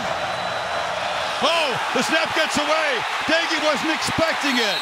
And he has to fall on it way back at the 45. So perhaps his quarterback rotation causing some costly misfires in the last 2 plays. In defense of Zach Frazier, who's a great player, it's exactly what it is. It's a different rhythm. Dagey had no idea that that ball was going to be snapped. Dagey's in the middle of a game. He's on the road. He's got different feel from one quarterback to the other. See his eyes. He's like, oh, the ball just went by me. He's lucky to have the awareness to run back there and pick it up. It's a 21-yard loss, makes it 3rd and 33. They've gone from field goal range to nowhere near field goal range. You need a big play just to have a chance at 3, and that's going to be a short gain for Brown. They hand it off, but the back-to-back miscues, the 5-yard snap infraction, the 21-yard loss on the unexpected snap has killed the drive and sent out the punt team. They'd handled it so well up until that moment, the offensive line in the center. Yep, absolutely. And Frazier needs to shake that off. It's not, I mean, it's no one to blame. I mean, it's always a group effort, but you can understand that there's a different feel and a different rhythm from one quarterback to another. Then you throw in the stress of a last-minute drive like this as well. So Sumter to punt, and it's a short one. Sooners just got to get away from it. It was dangerous there. Drake Stoops in a blocking position. Ball got near him, but they down it at the 7. 3:39 to play. The Arby's running back spotlight shows to you how tough it's been for these running backs at Oklahoma. Yeah, it's because this defensive line's with the Oklahoma offensive line most of the night, with penetration, with power, with scheme. It's been really a mismatch, and when OU has not been able to run the ball, it's put a lot on Spencer Rattler. But you look at the OU running backs with Eric Gray and Kennedy Brooks, just unable to get on track. 42 now, yards. Yeah, Gray has the one catch for 38 yards. Rattler backed up, looking to throw on first down, and zips it in there to Mims, who was open between defenders, and it's a first down. They get some space out across the 20. And Mims is as dangerous as any receiver he has after the catch. That time he just sat down in the zone, and then he and Rattler timed that up very well, gave him a chance after the catch to get more yards, get out of that big hole that they were just in. So a chance for Rattler to silence some of the boos and the critics here tonight. He can engineer a game-winning drive. This is Gray banging forward for about 8. And after the play, there's a scuffle. And the Sooners, Hall had his helmet ripped off. Crowd wanted a penalty. There is no flag down. But just when we talked about how they haven't had many lanes to run the football, some positive yards there. There's some carnage there. The helmet came off. The jersey ripped. That was well after the whistle. What'd you say, old time wrestling? Old time. Inside of 3 minutes. Big time grappling. Sooners still need about 35 yards to get in reasonable field goal range for Burkett, who's got a great leg from the pocket. Catch made. Another first down. Braden Wills getting the ball first time tonight. They're finding some space in that zone now. Yeah, they kind of flooded the zone with Stogner, went deep. And they threw the back Eric Gray out the flat. It's actually a play West Virginia has been running a lot tonight. And then he just settles into the hole right there. And Rattler, you could feel it. I mean, he just seems like he's got some confidence right now in this drive. Play action, pressure, tries to escape, now flips it to Gray, catches it way behind the line, but scoots for a gain out across the 40. Stills got in near the quarterback again. How about Gray trying to deal with this on the outside? I mean, you got Stills out here on a twist. He sees him, he kind of bumps him, and then he says, just give it to me. I'm not going to block that guy. Give it to me out here. It's a mismatch, and a good job of improvising this time by Shane Rattler, or Spencer Rattler. And Gray with too much speed for Chandler Samito to deal with there. West Virginia player down is Mesidor, who's had a terrific night on that front. Man from Ottawa. This West Virginia defense has played so hard and given it a lot tonight, having to dig deep one more time. Yeah, you're right. Mesidor, Stills, Alston, those three up front have been a force. See if Mesidor is able to come back. Jordan Jefferson, he's rotated in as a tackle as well, but not a lot of different bodies. These guys have been asked to go the whole way. The starters up front. Clock winding down. 2:15 and counting. Sooners certainly in no hurry. Stoops comes in motion. And Rattler zips it over their far side. Catch made. Staying in bounds is Gray. Smart move there. He's into West Virginia territory with a first down. Yeah, with the motion of Stoops. I think they blew coverage that time. They went downfield with the receivers. Mario Williams, nobody's out in the flat. And Rattler just locates Gray once again, just sneaking out. Nobody picks him up. Positive yards. Gabe Burkett has made field goals from 56, 55 with a lot to spare. They're basically getting very near his field goal range right now.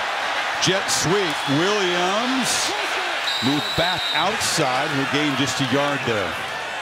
It's funny, he ends up going out of bounds, just trying to fight for yards. I started to think, okay, 136. West Virginia has 3 timeouts. At some point, Neil Brown's got to start thinking about using his own timeouts here to try to give his own quarterback, Daggy, a chance to get in field goal range himself. Yeah, Burkett is so good from distance that it's really affected how Lincoln Riley calls plays. You think of him as a gambler, but he doesn't consider it a gambler to have Burkich from 50. Rattler a lot of space and makes a throw. Catch made, stoops, and it's a first down inside the 35. He just baited Samito 7. Watch him in coverage. Samito going out here. He's got to make a decision. Does he stay back on Stoops or does he come up on the quarterback? He comes up on the quarterback. Rattler waits for him to make that commitment, makes the easy throw right over top of him. So it was a tough decision there for the middle linebacker. And they are in field goal range for Burkich right now. So this will be an interesting clock management chess game, Kirk, to see if Brown begins to use those timeouts. Rattler zips it far side. Catch made by Woods. And the clock will continue to run. Stop for a short gain. The spot is at the 30. West Virginia calls the timeout. Now, right now it would be a 47-yarder. That feels like a chip shot compared to what we've seen Burkich do really in his whole career, but also in the first 3 games this season. Final minute of regulation. Sooners on the move. Going to be a shakeup in the AP rankings, brought to you by Goodyear. Losses by the Aggies to Arkansas. We'll travel to Georgia next. Clemson losing in double overtime. Oklahoma trying to avoid the upset trend here. You know, Spencer Rattler tonight, Kirk, not been the explosive breakout game he hoped for. He's had his frustrations. Got the student section asking for him to be benched, but he has been poised on this drive. 6 for 6, 54 yards. Mountaineers just get a running start at him and are well in the backfield. You just talked about his poise. He just drew West Virginia off with his hard count with the clap. Outside defense, number 95, 5-yard penalty. Still second down. And when every yard matters to help his kicker, it's a good job of picking up 5 free yards. He has shown poise. It can't be easy to hear the student section chanting for your replacement. He has come out in this final drive. Yeah, there's been some cushions, been some easy throws, but he's executed. Yeah, started this drive in his own inside his own 10-yard line.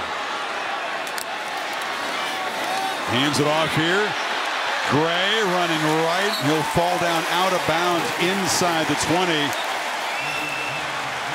And this West Virginia defense, they haven't lost the edge all night. I mean, Oklahoma's not been able to run the football.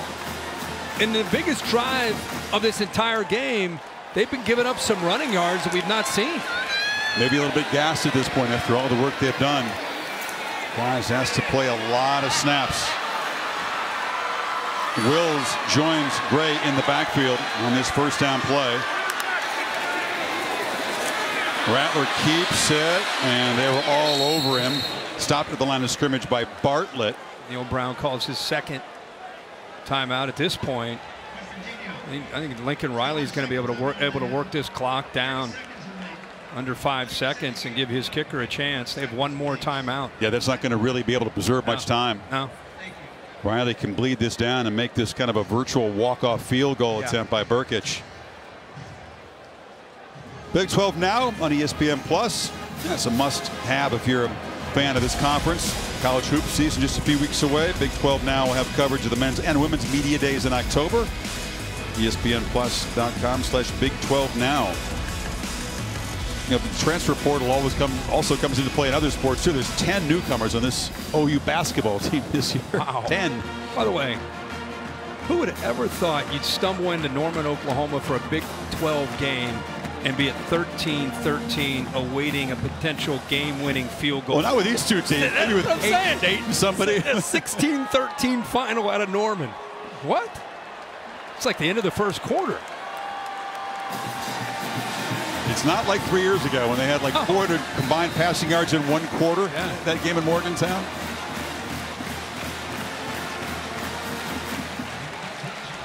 Sooners just have to be sharp, execute this end game situation, and give the reliable Gabe Burkich a chance to win it.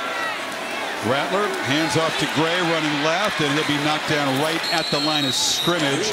And we'll see if Brown uses his last timeout. Yeah, he will with 46 seconds. It is third down. They can basically run one more play and then have it tick down. And Neil Brown, Chris, has got to be thinking about, man, this second half false start down at the 1-yard line, right? Ended up costing them potentially a touchdown. They go back, end up kicking a field goal instead of getting the touchdown. A drop to a 6'3" receiver. He was wide open, just missed. He just missed him. And then we had the issue with the snaps on their last drive. They were already in field goal range, 21-yard loss on that play alone. So the miscues have really cost West Virginia in this second half. They could easily have the lead in this game. You can see the frustration. That was Zach Frazier, the center, who made that low snap. He was just hoping, I think, to get back on the field and have one more chance to have the Mountaineer offense create something. But it looks like Oklahoma can run one more play, be 4th down, and basically let the clock tick down and call a timeout themselves and let Burkich in the center of the field. Ball's on the left hash. Yeah. More often than not, you run a play to get it into the middle of the field and then let that clock work down to 4 or 5 seconds and call your timeout to come out, bring the kicker out. But Burkich, by the way, had a chance to win the Red River rivalry game against Texas with a 31-yarder. It was a 3rd overtime. Missed it, but they ended up winning it anyway. Other than that, he's been very, very solid.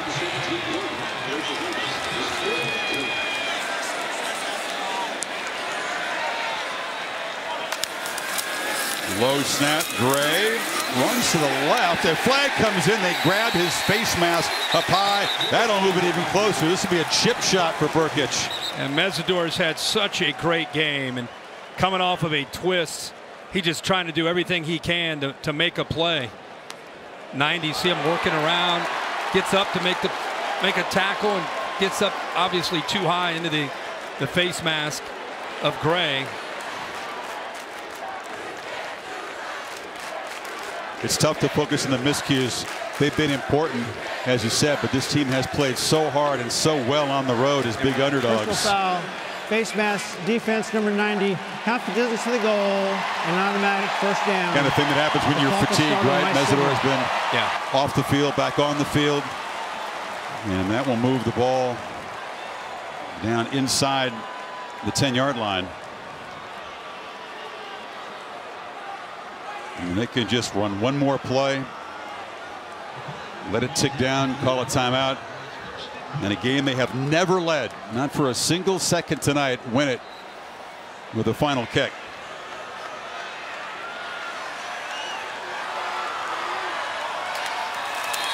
Rattler just going to move around a little bit and slide down at the 11-yard line. And here comes Gabe Burkich, the junior from Ohio. Made a name for himself booting 50-plus yard field goals. A chip shot. And Oklahoma can escape and go to 4-0.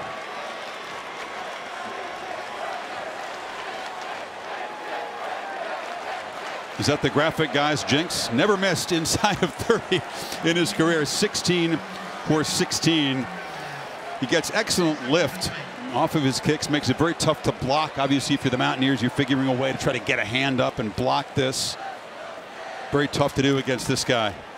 And what a drive, Kirk. 13 plays, 80 yards. They began, as you said, back inside their own 10-yard line.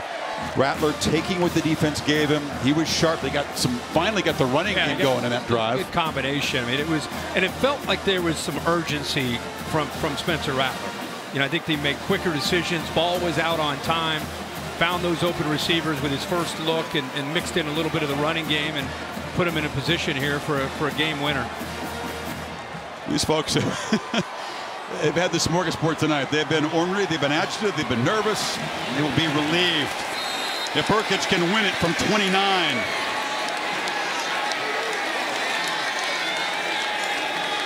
Spencer Jones on the hold. Casey Kelleher to snap it. And Burkich drives it through, and Oklahoma survives a slugfest. Not the statement game they were hoping for, but Rattler poised in the final drive. The kicker clutch, and West Virginia heads back to Morgantown. A lot to be proud of, but some crucial mistakes ended up costing them this ball game. Yeah, Oklahoma survive and advance. Wasn't pretty, as you said, but it's a win, and they move forward, go back to the drawing board, learn from the film, the good and the bad. And Chris, I'm with you. I think a lot of people watch this football game and really are impressed from what they saw from West Virginia, especially that defense. It's going to be tough. The Sooners go to Manhattan next, and then the Red River rivalry October 9th against the Longhorns. To Holly Rowe with Lincoln Riley. Well, Coach Riley, you didn't lead in this game until the final moment. How stressful was that on the sideline as you're waiting to see this drive unfold to get the win? It's fun, you know, it's fun. It's fun to see us respond. We're not playing very good offensively right now. We know we got to get better, and I think we will. That's been our history here. So, but you got to find ways in these seasons. There's always just these ones that come up like this. You got to find a way. We did. We know we got to get a lot better, but we're going to enjoy this one and be ready to go next week. Spencer Rattler's going to take a lot of criticism, but you see him put together a nice drive there to get in field goal range. What did you see from him late in this game? Yeah, you know, we evaluated the whole game, and I thought there's a couple things he missed, but I thought several things we didn't play very good around him, and I was proud of him. I thought he hung in there and trusted it the whole way, gave us a chance right there at the end. He's going to get better. He's going to get coached better. We'll see how we respond. All right, rushing the football, Coach, you know in the Big 12 you're going to have to do a better job running the ball. What can you do there to improve moving forward? Yeah, we didn't do a good job. I could have stayed with it more at times. A couple things schematically. We got kind of just took turns. So, I mean, listen, offensively, we got to get better everywhere, but I believe in this group, and I know us around here offensively, we'll do it. Let's hope your fans aren't spoiled and that they'll appreciate this as a win, and that was a really tough defense. It was. It was a great win, great atmosphere in here. Oklahoma fans like winning. We're going to try to keep doing it. Thanks so much. Thanks, Coach. Thanks, Holly. They like winning big, however. They had to sweat 23 points last week, 16 points tonight, just the one touchdown. But Burkich, 3 for 3, and never leading until 0-0 on the clock. Yeah, it's a great job. I mean, it's a short kick, but it's the pressure, right? You love to see a kicker come through when the pressure is on. Lincoln Riley is going to try to do everything he can to try to spin this in a positive direction. Hey, we won. It wasn't pretty. We kind of advance on. But I'm going to tell you, man, you've been here for a couple days. The local radio shows are tough. You got a quarterback that was booed, and the backup quarterback, there's a chance for him to come into the game. That's a different kind of thing to deal with when you're trying to stay positive. He's going to hear a lot of the noise. He's going to have to block out. Oh, there's going to be a lot of noise. The post-game show is going to be in about 5 minutes, and the hollering will begin. Let's go to Holly with Spencer Rattler. Hey, Spencer, this was kind of a crazy game for you. You don't lead until these final moments. What's going through your mind as the offense continues to struggle? You hear the crowd booing. Like, how are you overcoming all of that? Just finding a way. You know, these past couple weeks, we've had to do that a couple games, and I think it's going to be positive for us in the long run. We just got to play cleaner, you know, do a couple things better, and just finish, and we'll be good. I mean, but we're going to put it together. I have no doubt in that. That last drive, you did put it together. You ran the ball. You made good decisions. How did you really put that together when it mattered the most? Yeah, I mean, just, you know, knowing the decisions I would have made last year in that type of situation, and then coming to this year to where same type of game, same type of, you know, score, time frame, 2-minute situations, and not just me, but everybody else, you know, had a big part in that, and finishing off with Gabe kicking the game winner. I know it's unusual, and you hear the crowd boo. How do you process that moving forward and stay positive, Spencer? I don't worry about that at all. I don't listen to them. They're not on the field. You shouldn't. You did great in this game, and guess what? You won. Yep. Congratulations on opening up Big 12 play with a win. Thank you. Thank you. Have a good one. Thanks. You know, nobody's taken more advantage of the name, image, likeness rules. This guy has got a lot of deals. He doesn't like to talk about that, but it puts him in a big spotlight. That is part of the fan reaction here. Got a new truck. He got a new car. He's everywhere. But he says he's capable of dealing with this kind of pressure and that fan reaction, which is pretty unique, actually. Yeah, I mean, when you're a front runner for the Heisman Trophy preseason, and then you're booed at home week 4, that you could say whatever you want about it. You know, I don't worry about that. You're a human being. Of course, you want your home fans to love you. So they're going to have to continue to take steps together. They're going to have to get better. I mean, their goals this year are major. They've been to the playoff 4 times. They've come up short 4 times. They feel that this team has what it takes to be able to get over the hump. Is the O-line good enough to get where they want to go? I was going to say the reason people think that is the defense. I think we almost always assume with Lincoln Riley the offense is going to be good enough. And that, to me, is a bigger issue than Spencer Rattler, is the offensive line has got to come together and start to become a dominant force. And until they are, it's going to all be on his shoulders. 4-0. We'll see if they drop in the rankings. They head to Manhattan, Kansas, then they head to Texas State Fair in the Red River Showdown. Tonight's game produced by Bill Bonnell, directed by Derek Mobley. Arizona and Oregon in action over on ESPN. The wild day and night not done yet. Now, except on the West Coast, stay tuned for your local news. For Kirk Herbstreit, Holly Rowe, I'm Chris Fowler saying goodnight from Norman, where Rattler and the Sooners survive 16-13 on a walk-off field goal.